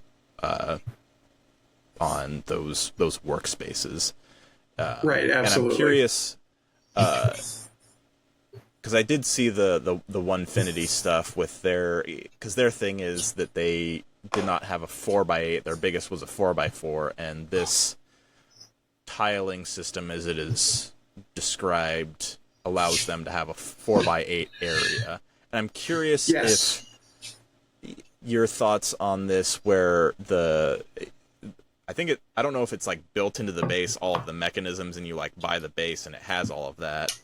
But is it something where you like carve everything on one side and then you move over, or if it's something where it's like large, are you going to be sweeping back and forth if you're doing like say for example you're doing one of those carves where it's like the alligator built into the table and the alligator is like 6 feet long? Are you going to like carve on one half and then move over, or are you going to go the full length of it? Yeah, so here's the for those on the screen, here's the CNC, and so remember I am affiliated with NextWave, so they are a competitor. So I do need to say that out loud. And this machine does have an ATF ATC on the back end, which is interesting. So it's hard to see from these images, but what happens is the bed itself moves back and forth to the gantry as the gantry is moving back and forth and side to side. So it adds another axis basically, and so the rails are still that 4-foot rail, and then the bed itself then also moves while the CNC is running to give it that extra length. Yeah, because for those who are familiar with 3D printing, it's the same as the bed slinger design, which is what the Bamboo A1 that I have has, where like the bed moves, but the head can also still move that like 4 foot. So it's only like together, I think they can both move like 4 feet or something like that to get that full 8 foot or whatever the actual dimension is. Right. So I didn't talk to them a lot about this machine, so I don't know a lot about it because, again, they are a competitor. I personally don't like the design, and I think that's mainly because it adds another failure point, in my opinion. So like back here in the machine where you can see on the screen, this is the mechanicals where the extra stepper motor where it moves the bed back and forth. And personally, I feel like that is it's another failure point. It's another mechanical aspect that doesn't necessarily need to be added in, where you could just have longer rails and support and, do the exact same footprint you have today with a 4x4, but have extra rails. And then my other concern is like, I have a dusty shop. I have a very dusty shop. I make lots of dust. I like lots of chips and everything. I'm concerned that since that rail goes back and forth, what happens as it builds up under there? And if I don't clean it regularly, or if anybody else does and so on, like, is that going to be a problem? Is it going to cause some jittering while it's moving? Just the general some maintenance aspect of it. Yeah, and so I'll say the one thing that is nice that you do see a lot with Onefinity is the upgradability of their units, where you can start somewhere and you don't have to completely purchase a new unit when you need to, go up in size. And so it's kind of like what we talked about earlier with the Shaper Origin, where it's like they tack on that feature where it can act as a CNC, where it's like if you started with and I don't know what the compatibility of it is, but if you started with a 4x3 or a 4x4 or whatever, and instead of having to repurchase all of that hardware, it's a smaller purchase that adds extra capability. It provides that interesting spot in the market between consumer and professional buyers, where it's like you're getting, because getting a 4x8 is not a small purchase, and that consumer to industrial jump is pretty hefty in the CNC space. So just having an option in that area is interesting to have. That, I don't know if it's a true gap to fill, but being able to upgrade is a feature in and of itself, so that you don't have to be repurchasing everything new and then sell the old unit. So there is some value to that, because it's like if you're already in the system and you're upgrading, that's great. But like we said earlier, if it's like, well, if you know what you're going to get, you may not need to go that like stepping stone path if you're just going straight to that like larger unit. But if you're already on that path and you already have something, that upgrade path is nice to have, because I think that's something that shows up in 3D printing with Prusa and their 3D printers, is that like they have that ability to upgrade the unit instead of having to buy a separate unit to upgrade the abilities of it. So it's interesting because of that. It seems like it's almost kind of like parallel to the Prusa model, where it's like the upgradability over time, and I don't want to say future proofing, but essentially extending the, I don't know if service life is the correct term there, but you can definitely get a lot more years out of a single unit because of the aspect of being able to upgrade it. Now, like you said, there's the mechanical aspect of it and the performance of it, which is a whole different thing, because since this is such a new announcement, I don't think we have all of the details on like tolerances and maintenance and all of those things. So it's early on to be able to know all of those, because I think someone had mentioned that like they don't release their stuff until like later in the fall to even be available to order, let alone the lead time for fulfillment. So there's a lot of unknowns surrounding that it's a new product announcement, so it's got limited details as of yet, just like the dust collector that we talked about with Harvey and some of the other newer things that still have a few questions that we might need to I will say that understand. They don't have it on their website yet, and they I will say it did not look like it was currently upgradable from their current system. So I don't know if their current system is the way you described their system that's how it has been up till now, and the way it looked how it was built, I don't know if it is incorporating an older machine. Oh, like the upgradability. Yeah, because I think I'm sure there's going to be something where it's like the person who bought like the very, very first style of Onefinity, like, will that be upgradable?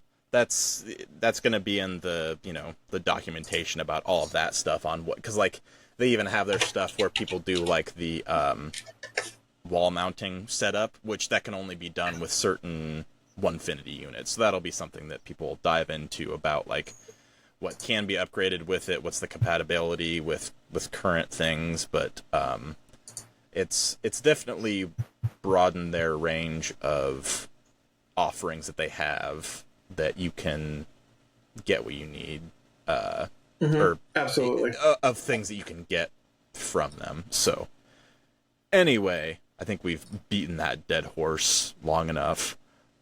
We have. But so moving what have you been into watching? so moving into the things that I've been watching. So the first one that I have is Douglas from Douglas Malina Lawrence on Instagram. So I think I had shared a few episodes back about his flower vases that he does, that he carves, that are, I love how beautiful they are. And he added on some decorative features on there where he essentially carved in like some like circle shapes, but he also added texture inside those circle shapes. And I did see that there's a couple of different reels of it, but he does actually add the texture by hand with like a rotary tool. But what I was really surprised with was like how he was able to get up to the edge of that circle without, essentially bleeding over and going into the nice clean sanded wood that did not have the texture. So just the execution of that and keeping that nice circular shape while doing something by hand in that shape without, messing up and like zip right up on the edge and ruining that nice clean surface was, I would say, rather impressive. The next one that I have, I think this is the first thing that I've mentioned that is actually leather. So Sean at Crafting a Life I Want, that's no spaces, no periods on Instagram. I thought you were just jealous of him. I am jealous that he's got these. They are leather elf ears, is what they are. So it's kind of like a cosplay kind of thing where the leather piece kind of like nestles into the ear, and then it adds the pointy elf ear, not like the like Santa elves, like Lord of the Rings elves style. Nice. He had a couple of other leather pieces they had in there. It looked kind of like the what's the little like looked kind of like a forearm covering, kind of like the ones that they would have with like archery or whatever, but I think they were just more aesthetic. I did come across this because he used the leather oil finish or whatever from Bumbleshoots, and they had highlighted a few different makers who had some of their product used. And that is how I found the next one that I have, which is Mac and Tracy. So theirs is M&T Woodworks, so it's a dot between each of those. They're pretty awesome. I know them. They had made some wands as well as a wand holder that they had made, and they just looked awesome. Because my wife loves Harry Potter. I like Harry Potter a lot, just not as much as her, and they look really, really nice. I can't remember what finish they used from Bumbleshoots. I'm guessing it was probably their standard wood finish, which is I think it's like a tung oil with a citrus solvent, if I remember right. But anyway, that's the other one that I had come across through that set of Bumbleshoots shared content through their stories. And then the next one is a very good lesson in design and understanding your customers from Brandy at Handy Dandy Brandy. So she had her niece assemble her footstool, and so she filmed her niece assembling this, which is it's a testament to design where if I think her niece is 4 or 5 years old, something like that. And if a child of that age can figure out the design and the assembly of what it is that you made, if it's something that does have to be assembled, then you've done a good job at designing and making it apparent how things go together, because not always is it apparent how stuff goes together when you have equipment, because I've ran into that before where it's you know, if you're building like a flat pack like miter station or like cart of some kind, and it just like you're like, how in the hell does this go in there, and where do these screws go in? Where it's like, if a 5-year-old can figure out how to put together or use whatever product it is that you have, you've probably done a good job. It's kind of like the Feynman method of like explaining stuff, where it's like, if you cannot explain a concept to someone who, you know, doesn't understand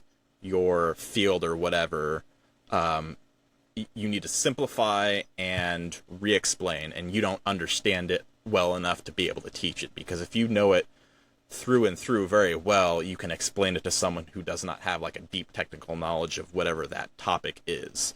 So kudos to Brandy for designing something that can be made by someone much younger who does not have as many years of experience in life. The next one that I have is from our friend Yessie at Knock on Wood FL, which is for Florida. So she had this entire like floating walnut media setup that she installed, and the piece that really drew my attention was, I think it was a walnut sheet that she had that she cut out a square on, and what she did is she put this on the wall, and then that square is the mounting spot for where the TV went, and so this created this nice big border behind the flat screen TV that was mounted against the wall, and I just loved the look and the aesthetic of it, because a lot of times I've seen really good.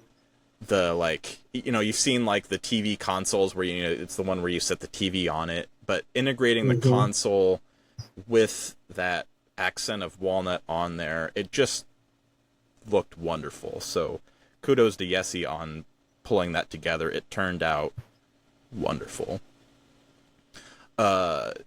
The next thing that I have here this is more of a kind of a tool hack or tip that probably something that's like super simple, but I hadn't thought of it before, from Brandon at BXC Woodworks. So what he does is whatever marking tool you use, you know, pencil, pen, whatever, he physically ties that to his miter station so he does not lose it or take it away from the miter station. And I have been, like, because I think it was just like a carpenter pencil that he has tied to it so that it's always there. It's kind of like, you know, you don't want to lose the, whatever that tool is that like loosens and tightens the drill press arbor, like having that on there so it does not get lost. So there's one of those things where it's like, why did I not think of that myself? Because I have, like, so my workbench has this little channel in the middle where I just have like hundreds of pencils and markers and things that I draw from, but there's only like, you know, 2 or 3 that I really, really use a bunch of. So I should probably implement something like that in my system so that I do not have missing pencils, so that I always have something. Probably, like, I probably need to do that with my tape measures, honestly, because those are the ones that go missing the most for myself.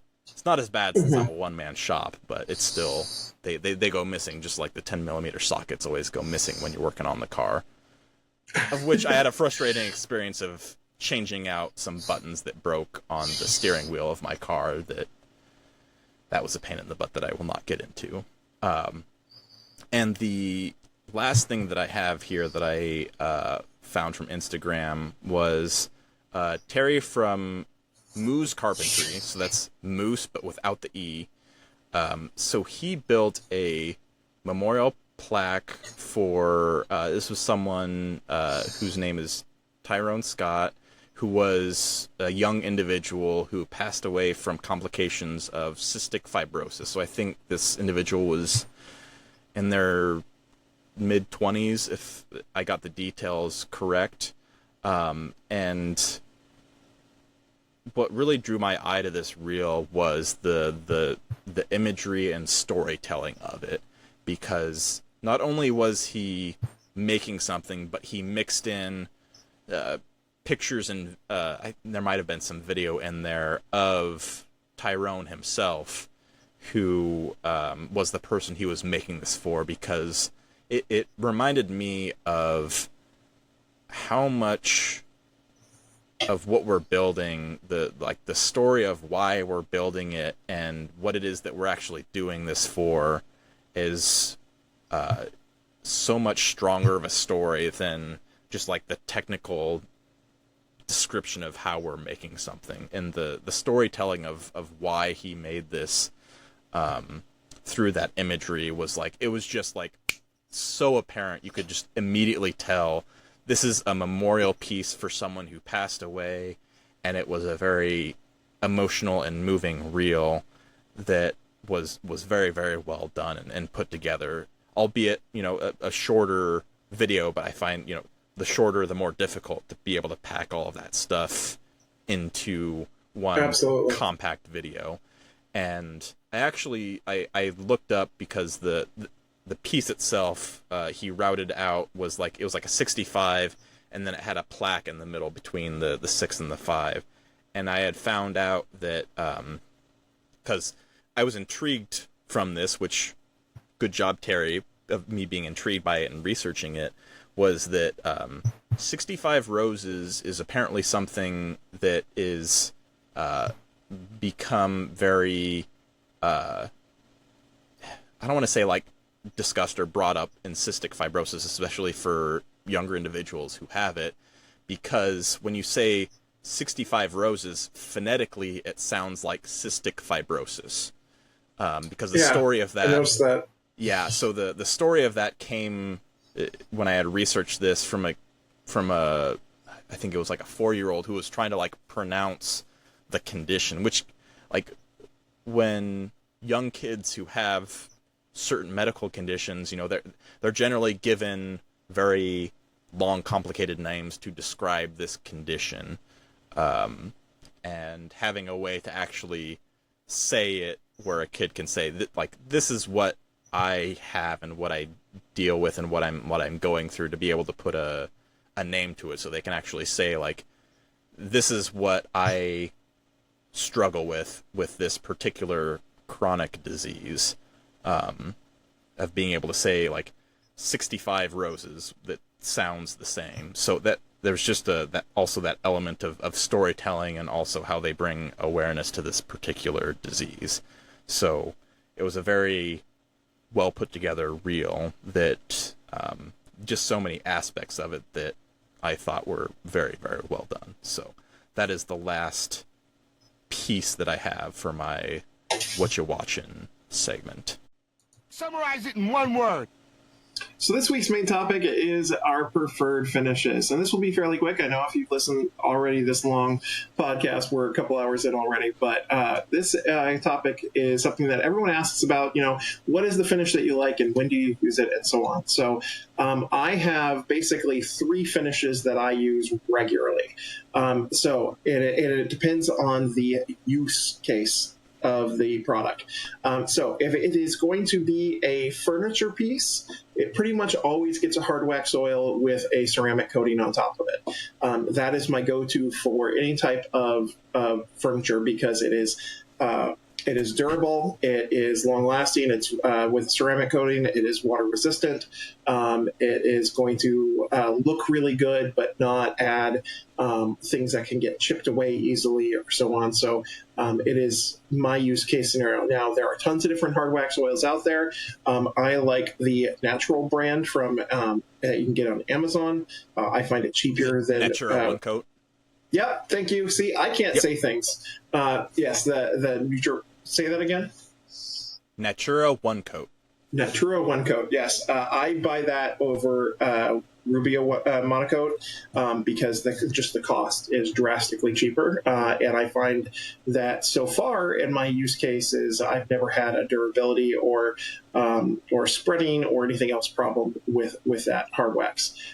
So that's my first use case. My second use case is for anything that is going to be, say, wall art or a display piece. Those things that are not going to get handled often, I almost always use a spray lacquer finish. So I use ProLux Satin Spray. That is a very nice spray finish. It used to be known as the Deft brand. So if you've used this with Deft in the past, so Deft rebranded. This must have been pretty recent because I know that I had a thing of Deft like maybe it was like a year and a half ago. So I guess I've not been aware of that. About 9 months ago, they rebranded, and it was because all of a sudden I had a super hard time finding Deft everywhere, and I'm like, what the heck is going on? So I reached out to them, and they're like, yeah, we rebranded. It's called ProLux now, and that's PROLUXE. But it's the exact same finish. It even says on the can, we were Deft, now we're ProLux. But I love them because their sprayer is phenomenal. It's super even coat, and I like that finish because you can do 2, maybe 3 coats, and you're good with it. And it's such an easy application. Is this just the rattle can version, or is this like a can of it that you? This is the rattle can version. Okay, gotcha. Do they actually make a just the finish that you put into like a dedicated sprayer as well? Yes, they do. They do. Okay. Yeah, I had never because I've never done a whole lot with spray finishes, as we'll get into, but I was just kind of curious if they did both, and that seems to be the case. Yeah, they definitely do both. But as far as rattle can finishes go, I think they're the best out there. And I've tried pretty much every brand name that I could get just to see how they work. So I like that. And then my last use case scenario is anything that is going to be handled a lot regularly. So we're talking like board games, boxes, anything food items. So toaster tongs or coffee scoops, anything like that. I always use a tung oil mix cut with citrus solvents, and then I use just a beeswax sealer on top of that as well. I like that because it's food safe. It lasts forever. I don't personally recommend mineral oil, and if you want to know more as to durability and why, go look at Mark Spagnuolo, the Wood Whisperer. He did a comparison of mineral oil and tung oil about a year ago on his channel, and it changed my mind completely on how I use use anything food grade. And I threw out all my mineral oil. I won't touch the stuff anymore. So tung oil is where it's at. But that's what I use. Those are my 3 use case scenarios and the 3 types I use. And by the way, tung oil you can buy on Amazon in bulk, and the citrus solvents and mix it yourself. You don't need to buy the walrus oil mix. You don't need to buy. There's so many other brands out there that have it pre-mixed. You can buy it in. So the one I get, it's a white bottle, just says 100% pure natural tung oil, and it comes in at a max, it comes in a gallon bottle, and that gallon bottle is half the cost of the pint that you get from walrus oil. So it's really good to buy in bulk and just mix it yourself. Yeah, and for those who are not familiar, what the citrus solvent does is not only does it give it a nice aroma, that helps the finish penetrate deeper into the surface of the wood, and also kind of thins it out a little bit as well. So depending on, like he said, if you don't want to mix stuff yourself, it's available as something that is pre-mixed, but you can go either route and do just fine. And for me, my mix ratio, by the way, is just a 2-to-1. So 2 parts tung oil to 1 part citrus solvent. That thins it out really nicely. And as you said, besides the thin out and helping it penetrate, it also helps it cure faster as well. So.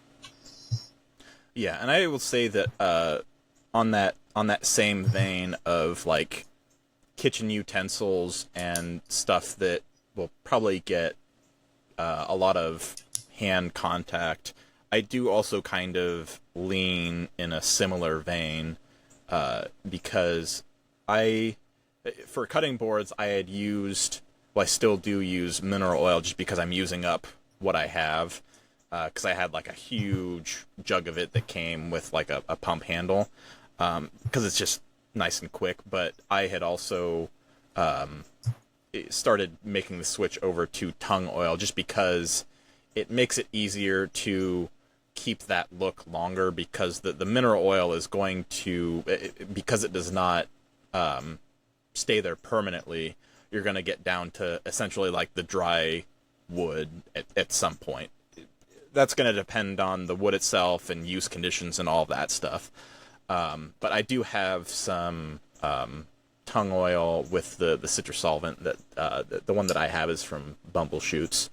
And because I had mentioned them earlier, I do like using their stuff. I don't have any like kickbacks from them. I think I might get an affiliate code at some point, but because I just like using their stuff for those scenarios. And it's also very nice because a lot of the stuff that Bumbleshoots has, if you're in a smaller shop space where you don't want all of that odor from some of the other types of finishes, they have a very easy to stomach aroma to them because they're most likely some type of citrus solvent or something that's easy to work with.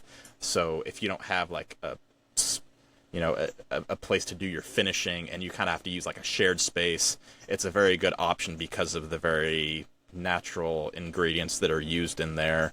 So you don't have to worry necessarily as much about like that leftover chemically smell if you are getting that odor leaching into somewhere else. Maybe I should use that in my car to get rid of that residual odor that I have in there.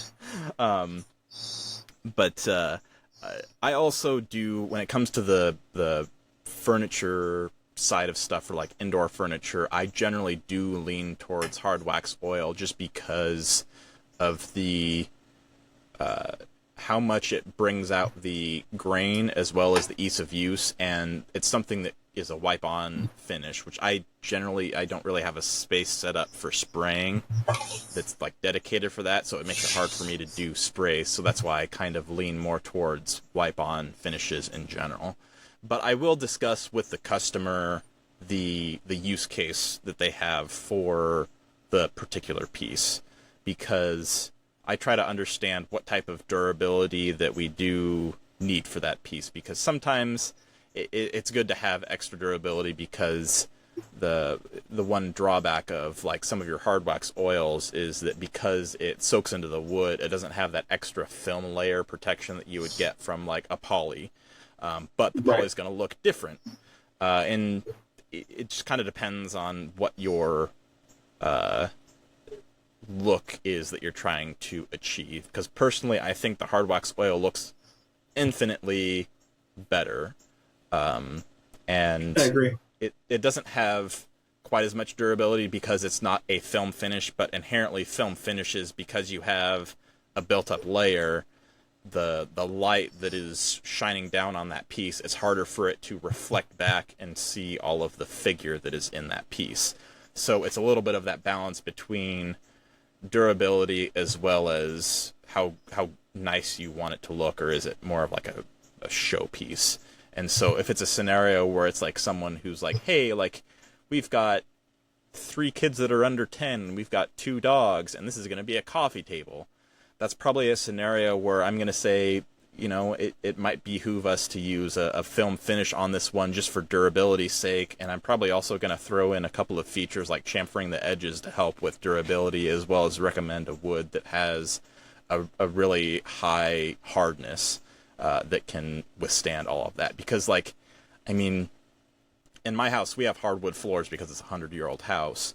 And whatever the traditional finishes that they use on the floors, like our dogs, which are, one of them is like 160 some pounds, the other one's like 60 or 70 pounds, and them jumping up on the couch and down on the floor, they have put scratches in that, and that is oak with like a film finish. So like sometimes you are just going to lose, and no matter what happens, because that's probably about your best case scenario. Because like honestly, the only thing that might survive our dogs is going to be like some engineered material that's like tile, something, that you would never be able to, get in nature from wood, unless you're going with like a super exotic species that is going to be, like what is it? I think Ipe is like a decking wood that's like super hard, but is also very expensive. That might survive our dogs. But I also do throw on the ceramic coating because that does provide a little bit of extra durability, where that one is a little bit of like a film finish, albeit a much thinner film that is much more transparent. And what's interesting is you have, is it silicone dioxide, or they're like a silicone-based ceramic, whereas you can also get graphene-based finishes, which is more of like a carbon-based type of finish, which, in talking with the people at Carbon Method, which I have a little bit of a relationship with them, the reason that they didn't move over to graphene was because they weren't able to achieve the same level of clarity with more layers than they had with those previous ones. So, like, when we say clarity, it's going to be a pretty subjective term. You can do scientific tests where you have some type of instrument that's measuring that. Maybe we could have Suman do something for us. But I will say I use specifically a graphene coat because I get it from Amazon as far as it's designed for cars originally. So I buy a car one because I find it is a lot cheaper than going with the Carbon Method or Blacktail Studio or any of the others that do a woodworking ceramic finish. There is actually so if you're not familiar, so Project Farm does a phenomenal job at testing tools and objects and other types of products, and they have a really great video on ceramic finishes where they do a bunch of different brands of finishes that they get that are clear coats, and there is a performance difference, but it depends on your use case, because do you necessarily need high performance if it's just going to be a showpiece that doesn't get touched a whole lot? Probably not. One thing I will say is that the ceramic coat bumps up the sheen just a little bit on the Hardwax oil, and I find that it also, like, it almost seems to add a little bit more clarity to the figure. Like, it seems to be a little bit more vibrant. Like, you get lighter lights and deeper darks. I always say it adds more depth. Yeah, you get more of that contrast on there. And so, beyond just the indoor furniture, I haven't experimented too much with outdoor furniture, but I've had some projects in my backlog where I've purchased the finish. I've just hadn't had time to get around to it, where I want to use, so Total Boat has Halcyon, which can get brushed on or sprayed on, and that one I think is technically like more of like a film finish. But when you're dealing with outdoor furniture, like, you are literally battling the elements, and unless you have something that has a lot of natural properties that make it very easy for that particular wood to survive, like genuine teak, which genuine teak it has to be grown in, is it Burma or somewhere in a specific region, because of the soil composition that has a high amount of silica in it, that essentially those nutrients make their way into the wood and give it its natural ability to work well in outdoor conditions. Because you can grow teak in other areas of the world, but it's not going to have the same properties because it's not in the same type of soil. So you can get teak. That's why you need genuine teak if you're going to do something outdoors. You can still get teak. It's just not going to perform the same way. So even if you do put on, like, because I think what a lot of people do with teak is like put on like a tung oil for outdoors, because tung oil, it's going to be able to penetrate. It's not a film finish that builds up, but it's still going to, with the combined natural characteristics of like genuine teak, it's going to do well. And one other finish that kind of it's been one that I've wanted to try is called Q-Tech, and that's spelled Cutek, and it was developed for the Australian market because they've got obviously very demanding outdoor conditions that they have to endure, and so it is a wipe-on finish that penetrates very, very deep. It does have some more intense chemicals in it, so you do have to be a little bit more careful when you are applying it. But they sell it by the gallon, and then you buy these like pigment kits that you dump into it to get whatever color that you want. So if you don't want it to just so if you apply it, it's supposed to gray over time without like splintering a whole bunch, within limitation of what type of wood you use. Because if you're using like regular pine outside, like it's just not going to last whatever you do with it. But if you're using like white oak is going to do well in an exterior situation because of some of its physical characteristics. So if you put Q-Tech on that, it should gray over time without splintering like a whole bunch. But if you want it to be like a certain color or stay a certain color, those pigment canisters that you can add, it's just a little bit, it's like maybe like 100 or 200 milliliters of it that you dump into the gallon to get it to be that particular mixture of color. And then it's not quite like paint, but it's kind of like, you know, when you get whatever stain that you use, or if you're using Hardwax oils, whatever the color that's pre-mixed into the Hardwax oil, that will get you a color that will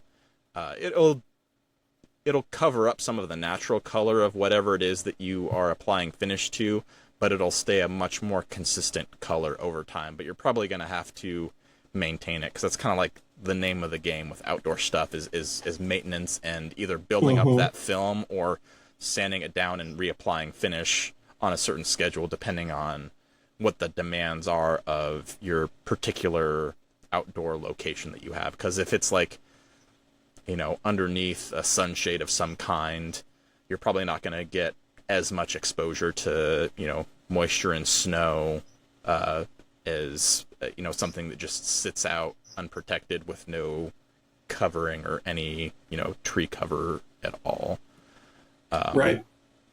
And one other thing that I'll say on going back to the Hardwax oils is that depending on what I'm doing, I will actually pick different Hardwax oils.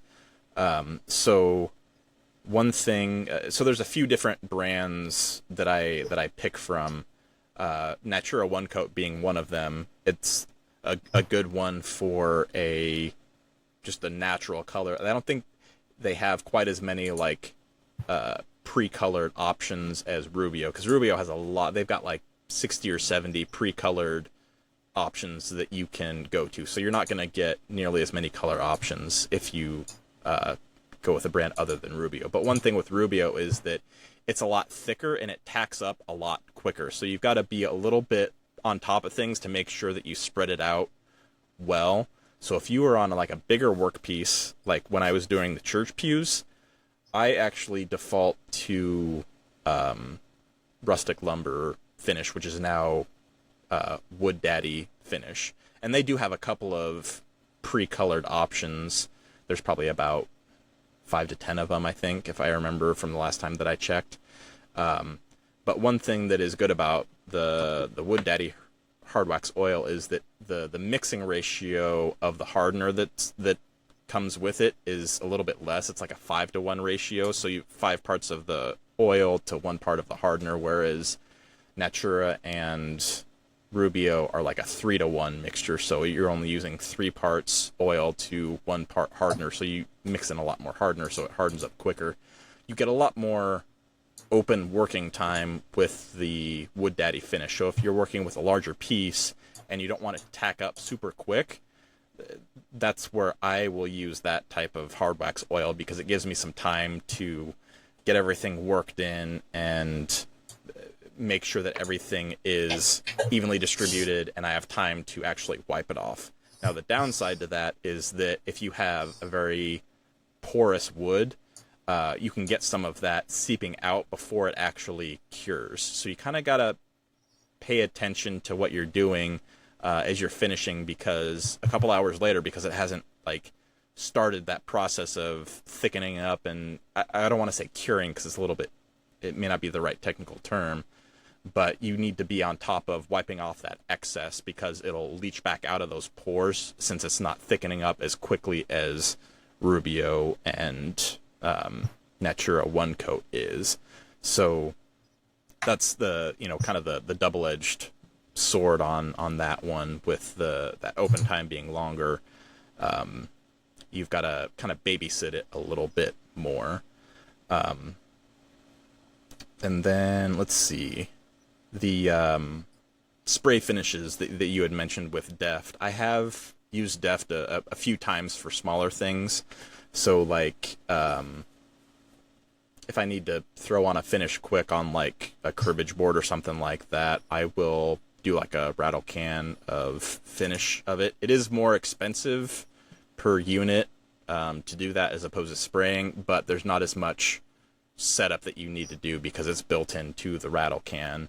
And if you're accustomed to that, you can get more consistent results if you have not dialed in your spray setup, because spraying a finish is very much a completely different skill set that not everyone has mastered. And since the rustic lumber store is, within an hour and a half drive of me, if I really need a sprayed urethane finish of some kind, I'm more than likely going to take it to them to have it finished. So there's no shame in having something finished by someone else if you need to get something that will fit the use case that you need, because that spray-on urethane finish is going to be a lot more durable for more high-contact surfaces that are going to see a lot more wear and tear. If it's like, a desk or like a conference table or something like that, where you're going to see a lot of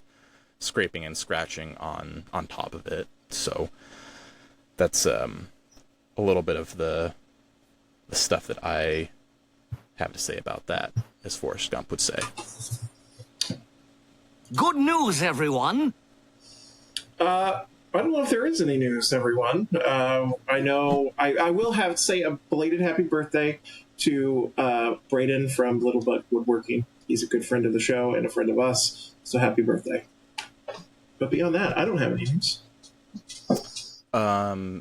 Happy birthday, Keith Johnson? He turned 50 not that long ago. So, happy birthday to... I didn't realize that he was 50. I thought he was much younger. It's that beautiful skin routine that he does. I'm sure it comes with purchasing a lamello. I bet that's his secret, is lamellos. Probably. Hey, but you know what else helps keep you young and will always be there for you every week? Friends? Our patrons? I think that's kind of a similar crossover. I guess you could say those could be one and the same. But yes, people can become a patron for as little as $5, and we'll get you some great benefits. So head on to patreon.com/whatchamakinshow, and you can become a patron and get all of the beautiful benefits that we have for our patrons over on patreon.com/whatchamakinshow. Absolutely. Well, thank you guys so much for listening to the podcast. I hope you learned a lot about AWFS and our favorite finishes and everything in between. But remember, we're always here to tell you... Life moves pretty fast. You don't stop and look around once in a while, you could miss it. Good night, everybody. Good night.